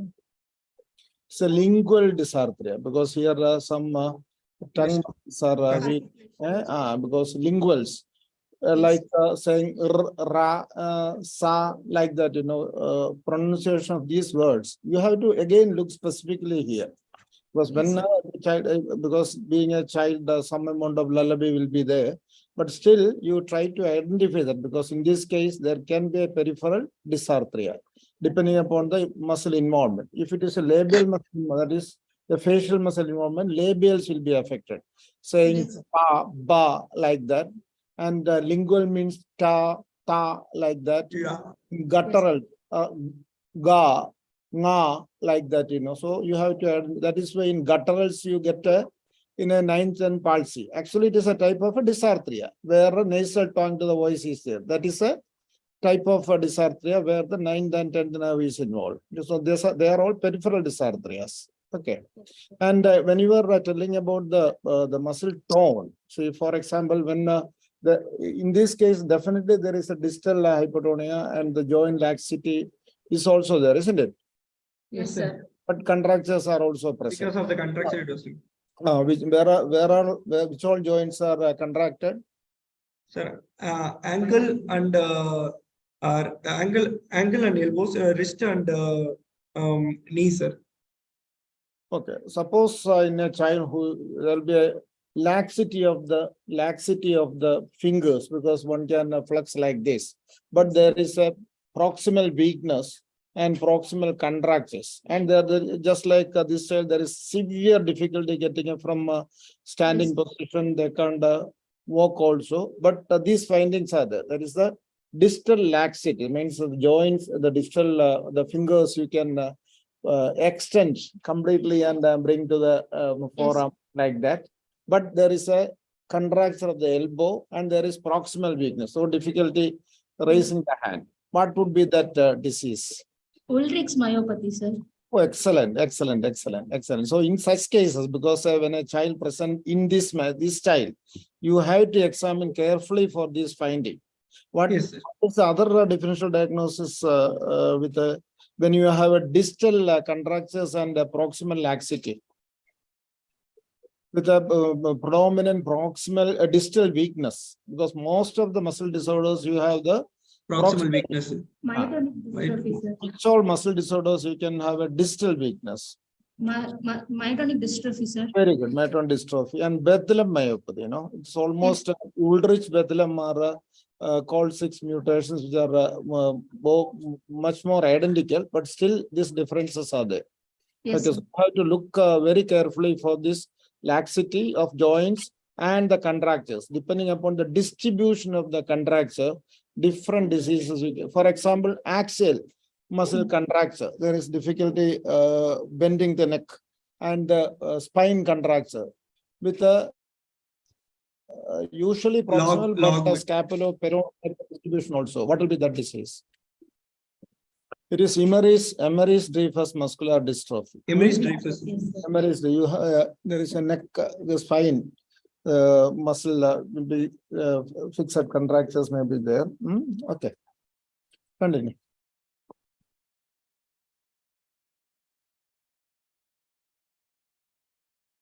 Answer, sir, but thanks that our students asked. Thanks to NEET, I think. All your NEET preparation. You may not have seen a case, but during the NEET preparation, they learn all these things, which these questions I didn't know the answer, sir. Thank you, Kunju, sir. Thank you. Okay. Continue. Sir, other systems, cardiovascular system, S1, S2 was heard normal, no murmur. Apical impulse was in 5th intercostal space, medial to midclavicular line. Respiratory system, air entry was equal on both the sides with the normal vesicular breath sounds. There was no any added sounds, and breathing type was thoraco-abdominal. Have you examined properly? Because is it the thoraco-abdominal? Yes, sir. How do you test for a paradoxical actually here what type of respiratory abdominal you will get in such cases? We use that cases there will be seesaw respiration. Seesaw respiration. What is meant by seesaw respiration? Sir, it occurs due to the intercostal muscle weakness, and it's being tested with 2 hands placed one over the thorax and one over the abdomen. We could be able to see the seesaw movement of the hands, sir, during each respiration. Have you done it in this case? Yes, sir. And you didn't see anything in difference? The thoracic hand was moving, followed by the abdomen was moving, sir. So we couldn't Are they classically. moving simultaneously? Because when if it is regular breathing, abdomen and chest must expand equally, and then it must go down. But if one is moving up and one is moving down, means it is not a true the normal respiration. And then if you have difficulty, you have to again identify whether it's a diaphragmatic weakness or intercostal weakness. How will you identify whether it's a intercostal weakness is there and diaphragmatic weakness is there? How can you identify that? The pattern of respiration is also an indication of. Come closer, come closer. All these things we were discussing earlier when we used to see the polio. Dr. Thangavelu will be. Yes, sir. Yes, sir. When we are seeing polio cases, you know, you have to see whether. So you do a restraint.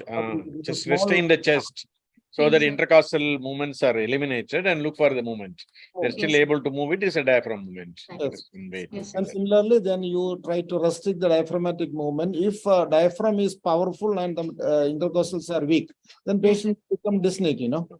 So that way you can differentiate whether it is a diaphragmatic paralysis there or a. In which condition, because this sort of a neuromuscular, peripheral neuromuscular disorders, in which condition you get a intercostal muscle weakness, and in which condition you get a specific diaphragmatic muscle weakness. So in spinal muscular atrophy, you get an intercostal muscle weakness. In congenital muscular dystrophies, like Fukuyama congenital muscular dystrophy, you will get a diaphragmatic muscle weakness.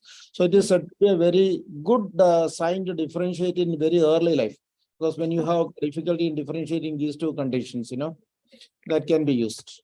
Yes, sir. Continue. Her abdomen was soft. There was no any organomegaly or any distension or tenderness. Mother's hand grip was normal without any myopathic phases. Good. Summary. Adesyan, can you just tell me what is the importance of? See, mother's hand grip alone is not enough, because see, in most of the cases, hand grip may not give you a real idea about myotonia. To test for myotonia, because you know that I have seen number of myotonic dystrophies, both the mothers as well as the father. In all these cases, because nobody would have diagnosed myotonia, because their parents have they haven't noticed any sort of a hand grip problem. So you have to test actively for the myotonia. And how do you test this? And you can tell. Yes. Classically, we are all. What are the various tests you identify myotonia? You can just say. Classically, we are all taught to tap on the thenar muscles and look for the contraction, persistent contraction. But this again, you test in yourself, because many students, will be having this somewhat sustained contraction, and they may not keep the thumb adductor for some time, because they may not release because of the pain also. They'll keep it like that. So ideally what you have to do is you keep the hand like this and give a, I think you can see the video. Yes, sir. Yes, sir. Able to see, sir. Focus over the forearm like this, and the hand will come and stay there for some day. So it is easily visible, you know. So you tap on the extensor of the forearm like that, and the hand will come and stay like there for some day. That is the best way, using your knee hammer. Knee hammer, you tap there and it will come and stay there like that. That is the best way to demonstrate a myotonia. Similarly, in the tongue also, what you do is keep a tongue depressor underneath the tongue. Like that, you ask the patient to protrude the tongue and keep the tongue. Tap with the finger. Is kept under the tongue, and then you tap over the tongue using a smaller knee hammer, small size. Or even then, finger, we can use it, tapping. Because with a gloves you can do that. That also will be enough. Because you are keeping the tongue depressor underneath, you get enough force, you know, with your hand itself you can almost. Okay, anyway, that is a very, very important examination whenever you encounter a child with hypotonia.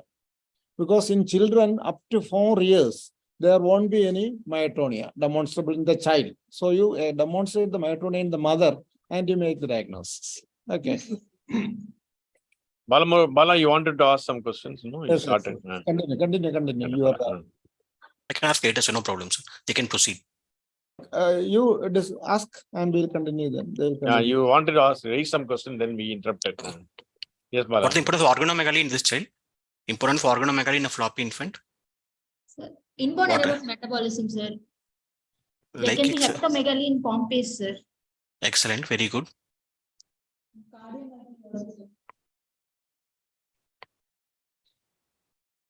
Storage disorders like Pompe's can have organomegaly, hepatomegaly be present. Importance of cardiovascular system for portal abnormalities, which conditions of floppy infant or peripheral muscle weakness can also have cardiac involvement. Sir, Pompe's, sir. Excellent. Your voice is Any slow. other the diagnose what we are discussing. At any situation, you will have heart disease associated. Any of the types? So severe type 0 can have associated cardiac defects. Come closer and answer. Sir, type 0 can have cardiac defects, sir. SMA type 0. Good. Agreed. Good. Until myotonic dystrophy can also have. Yes, sir. Please proceed, sir. Continue. Since it is a PG presentation, we are giving you one more clue. See, during your examination and presentations, to impress an examiner, always speak in a louder voice. Always speak, and don't make the examiner tell you speak louder. We are all older. Speak louder. And moreover, at that time, the examiner may be looking for something else. They'll be talking each other. So you have to Draw the attention of the examiner. Yes, sir. So talk loudly as much as possible. Okay. Yes, sir. Continue. Continue, ma.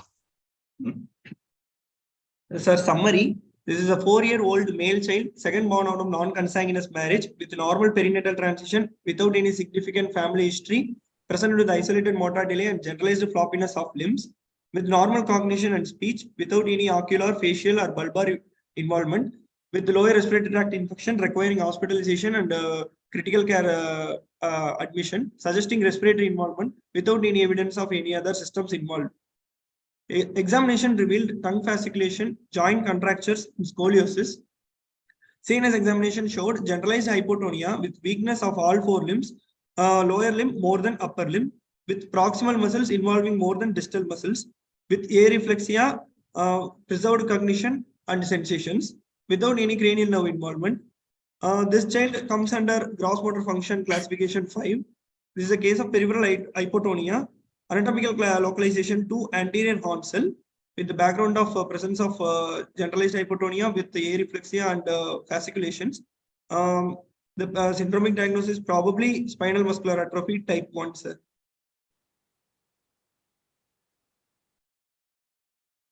Okay, in what way we have become wiser after examination compared to what we have discussed in history, conclusion what we have come to? Sir, the involvement of lower limb is much evident than upper limb, with proximal muscle weakness than distal muscle weakness, sir. Very And good. reflexes were absent, sir. Very good. In head-to-head examination, I could able to find out the fasciculations, sir. Very good, excellent. So already by history involvement itself, we came to conclusion that there's a lower limb more than upper limb predominant weakness. Proximal was there, hypotonia was there, peripheral it was there. It was sparing. So you have confirmed whatever findings what you have taken by history, that extraocular is spared, neck and bulbar is there. And importantly, you have confirmed that the child has got fasciculation.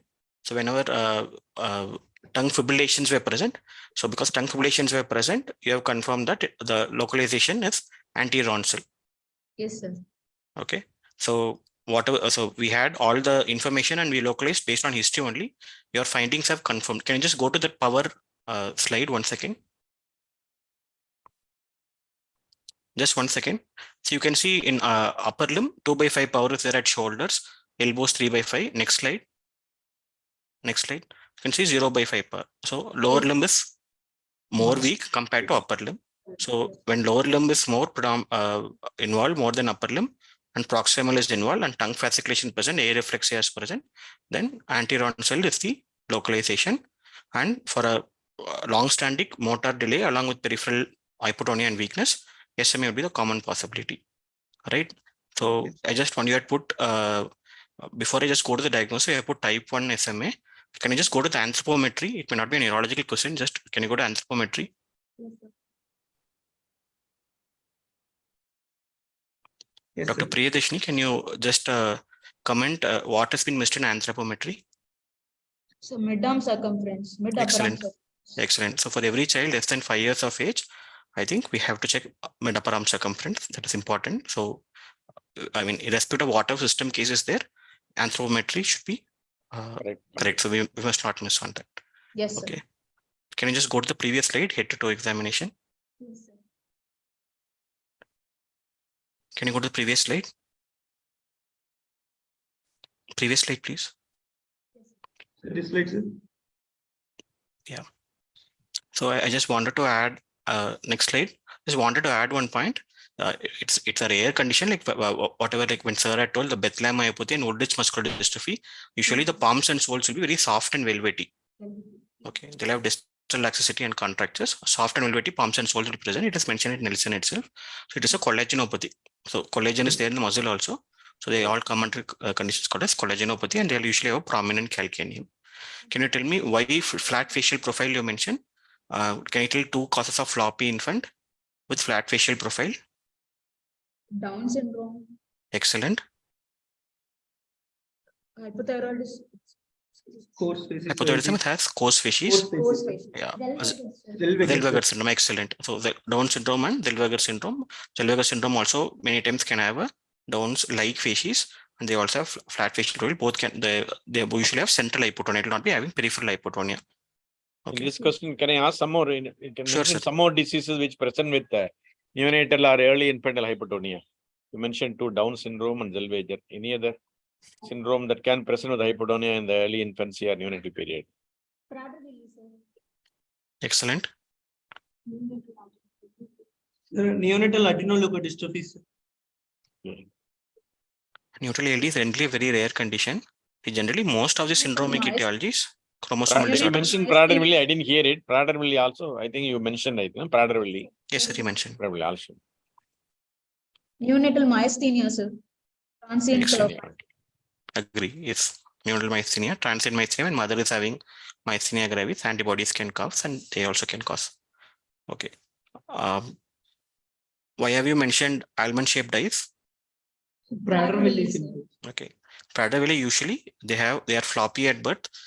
After that, they'll have a lot of feeding issues, failure to thrive, GER, and in the initial period of first year of life, they'll have failure to thrive, and then beyond around 2 years after, they start to gain weight and they have increased appetite and they became obese. So when they become later obese, it's easy to diagnose Prader-Willi, but one has to have the suspicion that when a child is floppy at that point of time itself, especially they usually don't have weakness, but they are having central hypotonia. So we have to suspect that. Yes, Yeah, generally, they move from NICU to PICU because they can't suck, they can't breathe, they'll be on oxygen and HFNC or CPAP, BiPAP. Then from there, they move to PICU. Yes, sir. Then they develop increased appetite and obesity. When you are discussing the case, actually, you should not be directly going to the diagnosis as an anterior horn cell disease, because first you have to say the localization. Here anyway, you have localized to anterior horn cell, but you must say why you are localizing the anterior horn cell. Then you have to mention those points. If I say that can it be a muscle disease? I told you that because this fibrillation of the tongue, Rashmu,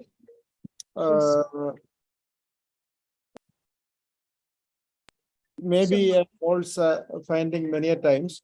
So if that is not there, if I say that this is a muscle disease, what are the points to differentiate muscle disease from an anterior horn cell disease in this case?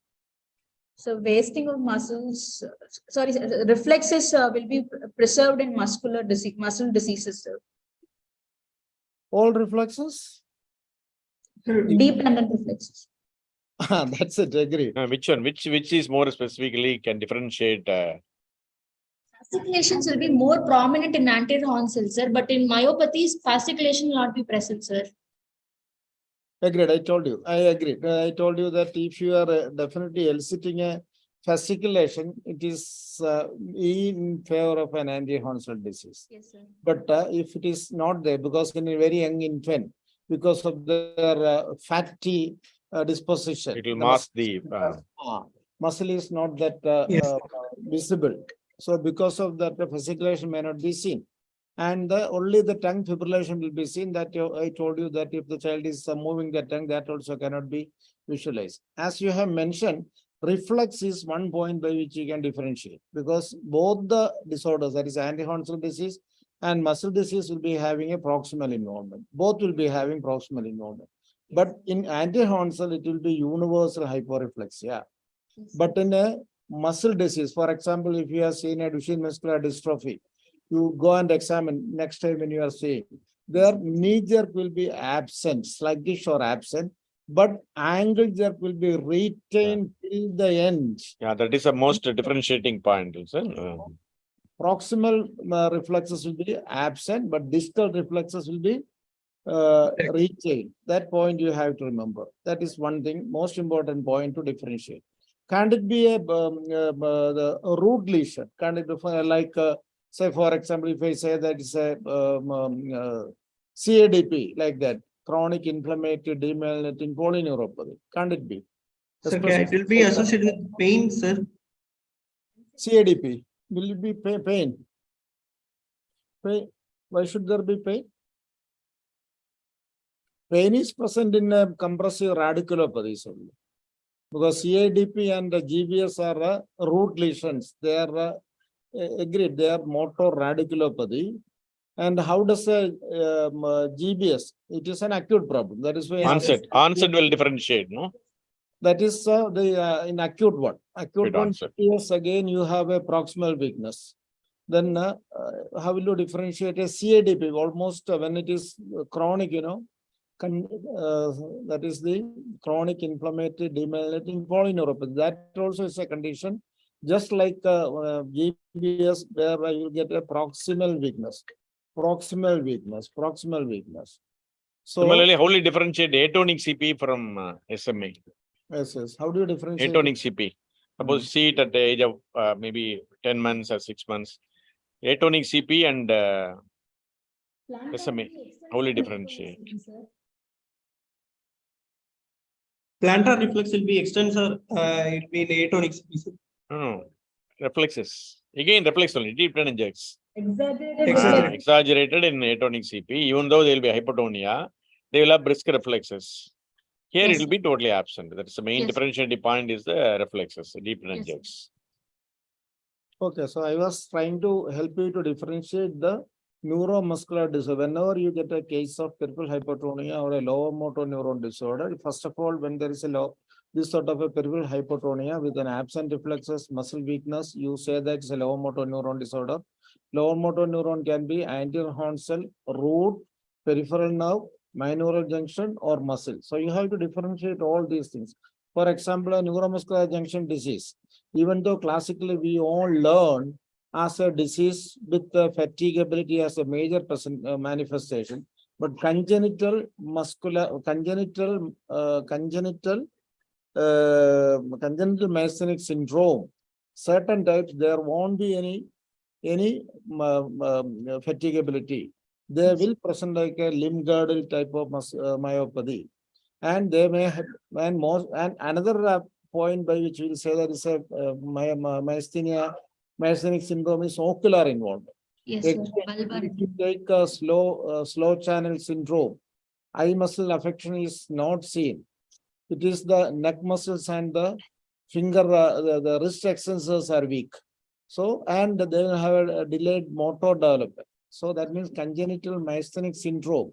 All this, so that means anterior horn cell disease, where we know that the classically SMAs and root lesion, I was telling, you know, acute is GBS and chronic is a CADP. And then peripheral neuropathy. Which peripheral neuropathic disease can present as a floppy baby? There again, congenital hypomyelinating neuropathy, sir. Excellent. That is congenital hypomyelinating type of neuropathy. So then, so what will be the features to say that it is a peripheral neuropathy or a congenital hypomyelinating neuropathy and not a spinal muscular atrophy? The sensory also will be involved, sir. Very good. But, Still more than the problem proximal, is sir. that there are motor neuropathies only, sensory may not be affected. Sir, See, ankle jerk will be absent in the. Remember that neuropathies are distal. Yes, And sir. these are proximal. So they will have more of a distal weakness, wrist drop, Yes, sir. wasting, like remember the glow and stalking type of distribution of peripheral neuropathy. So Yes, the sir. angle jerk will be sluggish, knee jerk will be retained, unlike a muscle disease. So we have learned how to differentiate peripheral nerve, myoneural junction, muscle. Muscle will be proximal weakness, to be pure motor, angle jerk to be retained, muscle the knee jerk to be sluggish. Yes, And sir. in Yes, sir. SMA, all the reflexes will be absent. And Yes. in root disease, because you are all there again, the usually the reflexia loss will be universal, and they may have an involvement of sensory, because as you were mentioning, some sensory symptoms may be there, even though sensory signs are not there, sensory symptoms may be there. So that way, so if it is a pure thing, anterior horn cell, muscle, and myoneural junction, the other some amount of sensory involvement may be there. Okay, that is how you differentiate all each conditions. And why did you say that this is a spinal muscular dystrophy, spinal muscular atrophy type 1? It is atrophy, not dystrophy. Spinal muscular atrophy type 1. Why can't it be type 2? Pardon? Age of onset is less than 6 months, sir. Which one? So type 1. So just because it onset is before 6 months, you call it as type 1. And the child is able to sit with the support only, sir. And able to sit with support. Sitters are type 2. Type 2. Type 2. Type 1 will not sit, and usually they will die by 1 year. Understood? Yes, So sir. Because of the treatment, the child has been. When did they start the treatment? Sir? When did they start the treatment? At 1 year of age, sir. At 1 year, the child was surviving at 1 year, isn't it? Yes, sir. The child who was surviving at 1 year, most probably will not be type 1. It will be type 2. Okay, sir. Then they will be dead by 1 year if it is a type 1 spinal muscular atrophy. Okay, sir. Surviving at the age of 1 year means it is type 2. Sir, organizer has given time 15 minutes, sir. Another 15 minutes only we have. I think we have only 15 more minutes. We have a lot of our learned panelists. Clinical basics we have learned. They can contribute. Dr. Shivpragasham is there, and others are also there. So can you go further for investigation, diagnosis, yes. management, sir? Yes. Adesina, how will you proceed to this child? Now, you're suspecting type 1 SMA. How do you want to proceed now? Sir, I would like to start with clinical history itself. I could able to suspect a probable SMA, sir. So I would like to do genetic study, sir. Okay. Genetic study that too, for to diagnose SMA, I will do MLPA, sir, multiplex ligand probe amplifications. MLP for SMN gene has to be done. Yes, SMN gene has to be. What are we looking at? What is the full form of MLPA? Multiplex ligand probe amplification. It is not ligand. It's ligation, you know. Ligation is different from ligation. Multiple. Okay. Okay, sir. Excellent. So you will confirm by doing a genetic test MLPA for SMN gene. Serum Yes, CPK can also be helpful. It can be either normal or mildly elevated. Mildly elevated. Okay. So to confirm the diagnosis, MLPA for SMN gene has to be done. So 95-96% of SMA is due to deletion or duplication. So that will be picked up by MLPA. Remember. Do you have the result? Can you show the results of this site? Yes, sir. I haven't attached to the slide, sir. Personally, I have. Well then. Okay, continue, Dr. Balamure. Okay. Yes, Right. sir. So 95-96% of SMA is to deletion and duplication. So we have to do an MLPA for SMA and gene. I just want to highlight that most of nowadays genetic testing means everyone thinks clinical exome, whole exome sequencing. It's become very cheaper. So everyone starts doing whole exome sequencing for most genetic conditions. Remember, SMA is a condition in which deletion and duplications are the most common, and whole exome sequencing is not the investigation of choice when you suspect SMA. So remember to do MLPA. So it's not that many people have a false belief that when we do whole exome, all the genetic conditions are covered like that.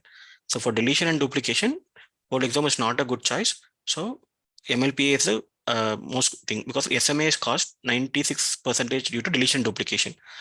Only 3% is due to a missense mutation. Only those patients will be picked up by a whole exome. Yes, sir. Okay, so hence that's why we are not doing whole exome and doing MLPA for SMNG. We are doing MLPA for this condition because of that purpose, because of that reason only. Okay, so you have done MLPA, and is this patient having a confirmed deletion or duplication? It's confirmed SMA, right? Yes, You haven't sir. attached it. Okay, so you have confirmed the diagnosis. How would you want to proceed next? How would you want to manage? Sir, I would like to manage a multidisciplinary approach, sir, involving a primary pediatrician for long-term care, for nutrition dietitian, and pediatric neurologist, pediatric pulmonologist, for orthopedician in vivo for contractures, and physiotherapist to improve the muscle, to prevent worsening of muscle power, and we'll also contact with the genetician. If the parents are willing to continue the family, I would suggest genetic counseling, sir. Okay, excellent. So apart from that, because a lot of contractures all are there, so splints by contacting an orthotist, so that will also be beneficial. And giving respiratory vaccines is also an important part, because these children are predisposed to develop a lot of respiratory infections. So in case if they are not received pneumococcal vaccine or any vaccines, if they're not respiratory vaccines, we should consider giving them, and make sure that annual flu vaccines are all being taken. Okay. Yes, sir. Bala, can I ask one question? Yes, sir. Please, sir. Please. How are you going to break the news to the parents? Can you Sir, say what steps you will follow? Now you are suspected, and then you have done the test. How we are Yes, going to sir. counsel the parents? We are going to break a very bad news to them. How we are going to break? We have to what break the support- news initially after history and examination, sir. Later, we have to confirm the genetic diagnosis, preferably with the joint counseling with the pediatric neurologist, along with ourselves, the general pediatrician, sir. We have to also remove the guilt feeling and facilitate their acceptance for the genetic disease. And we have to provide long-term support, interact with the parents, and how they're going to challenge the further complications of SMEs.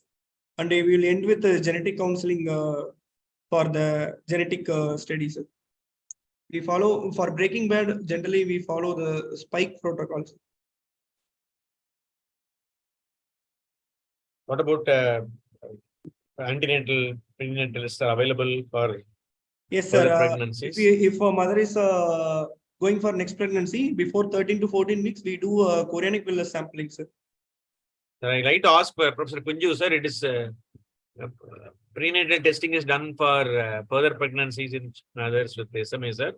How Yes. successful it is? Prenatal testing. Oh, definitely, because even for the last 20 years, I have helped many families to have a normal You help them. child by doing antenatal checking. Only thing is that you have to have a diagnosis in the Genetic diagnosis. proband, because the first child we should have already had a diagnosis, and then you go for the antenatal diagnosis. Ask the mother to go for the chorionic villus sampling. That is the best thing immediately. So since we have a diagnosis, you get the report in 3 weeks itself, and they can proceed, and mostly the golden thing is that it's only a 25% chance of recurrence. 75% there is no chance of recurrence. So that 25% chance even you can identify doing the antenatal diagnosis, and so they can have a normal child. And one of my SMA child, I can say, she got pregnant and she delivered a normal child, because you know that being the what is the type, sir? What is the type then, sir? Type of SMA that it should be type 3, adult, you know. type 3 or adult. Okay. Yes. Okay. But Sir, she was, one more question I ask you, sir. Is there any neonatal screening done for SMA in any countries, or will it be useful, or will it cause more problems? it is said that it is included in the neonatal screening programs in the States and England, but routinely they are not doing. But it is advised in that wider spectrum of disorders where antenatal, the neonatal screening is done, because it is included nowadays. Thank you, sir. Can I ask Sivaprasam, sir? Can you ask any question towards our PGs with your experience in neurodevelopment?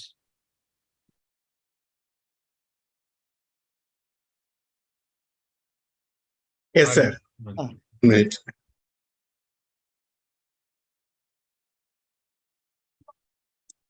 It's an interesting case, sir.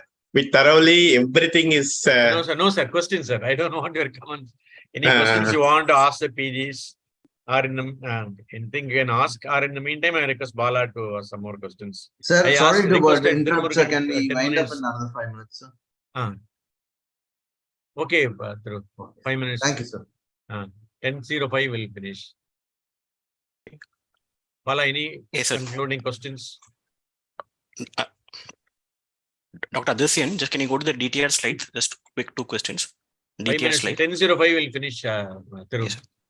Okay. Yeah, So even here, any comments on the prognosis, sir? Did you mention anything about the medicines? You are hiding the treatment, you know. Some medicine given like that, you know. So I can't reveal it. Now they are giving drugs for rare diseases. The government is now sponsoring drugs for rare diseases.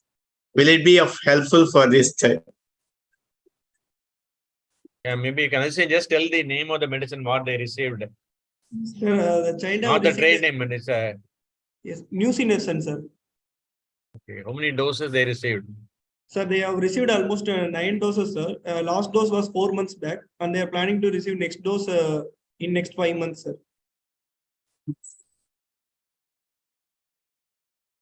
Based on the route in which they have received, you had mentioned that the child had received injections from the back.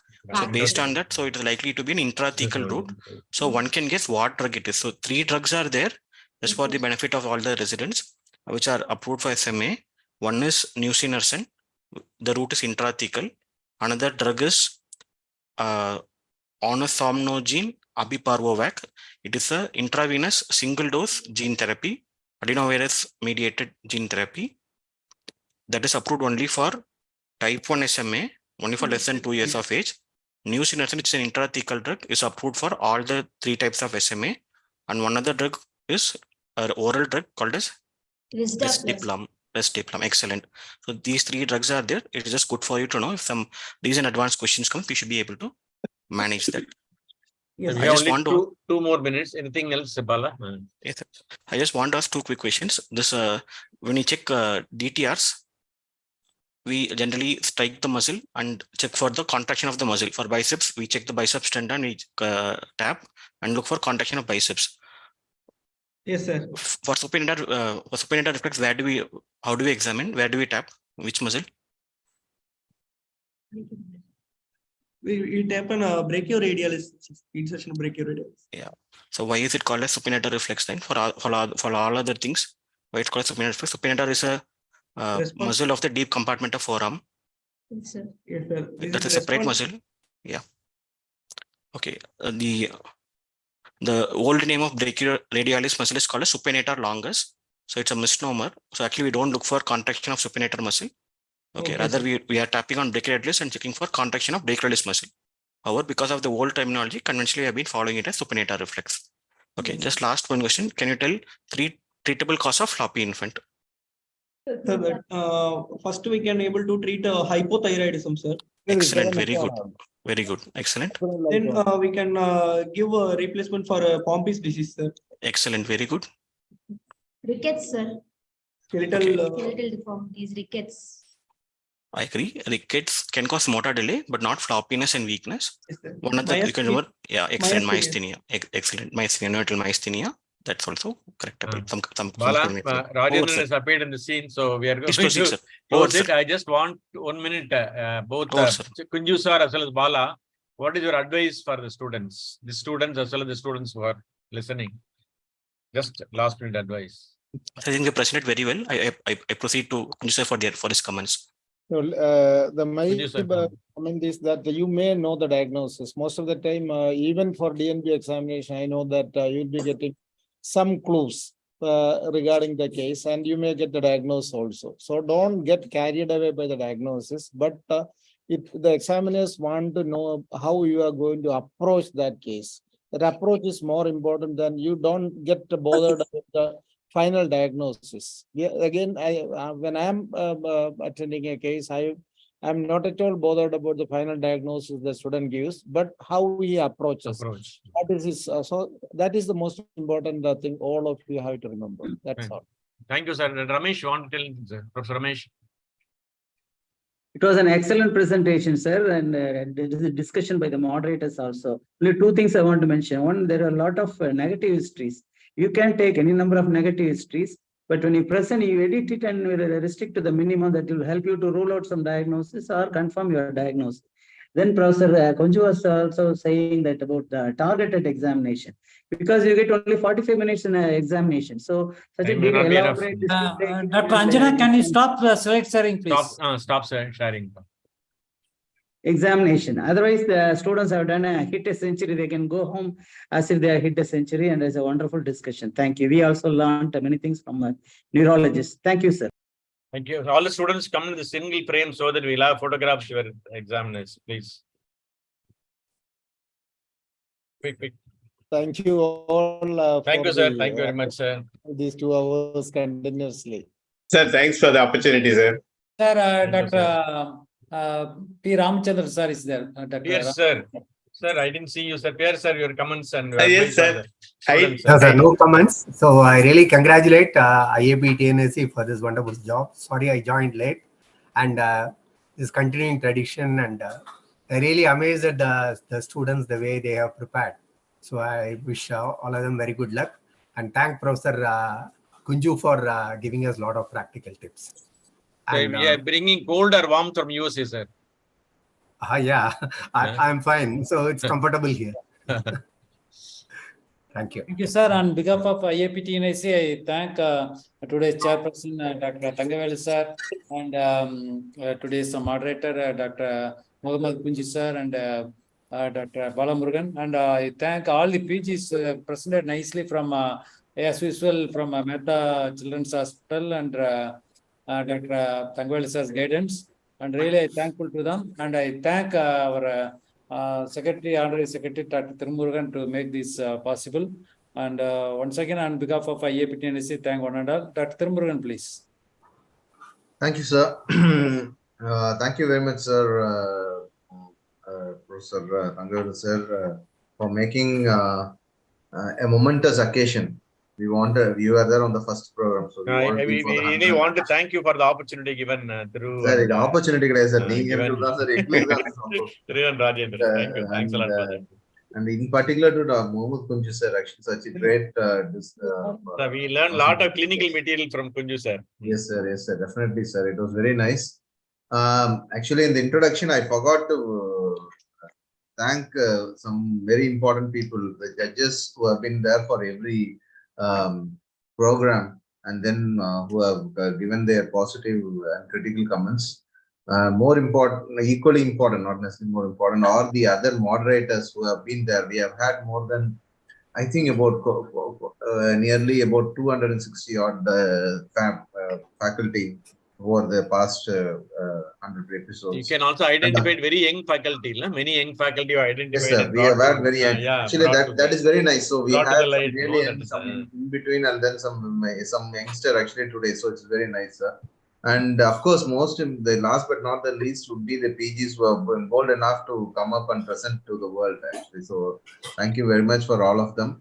And So I'm sure we'll be able to continue these programs in future also. So thank you very much, sir, and I hope to see you guys, everybody in 2 weeks' time. Thank you, sir. Good night. Thank you, everyone, sir. Thank you, sir. Thank Ramesh, you. sir, special thanks, sir. Thank you. Good night. Nice to see Kunju sir here also. Okay, thank you. Good night, sir. Thanks for my teachers.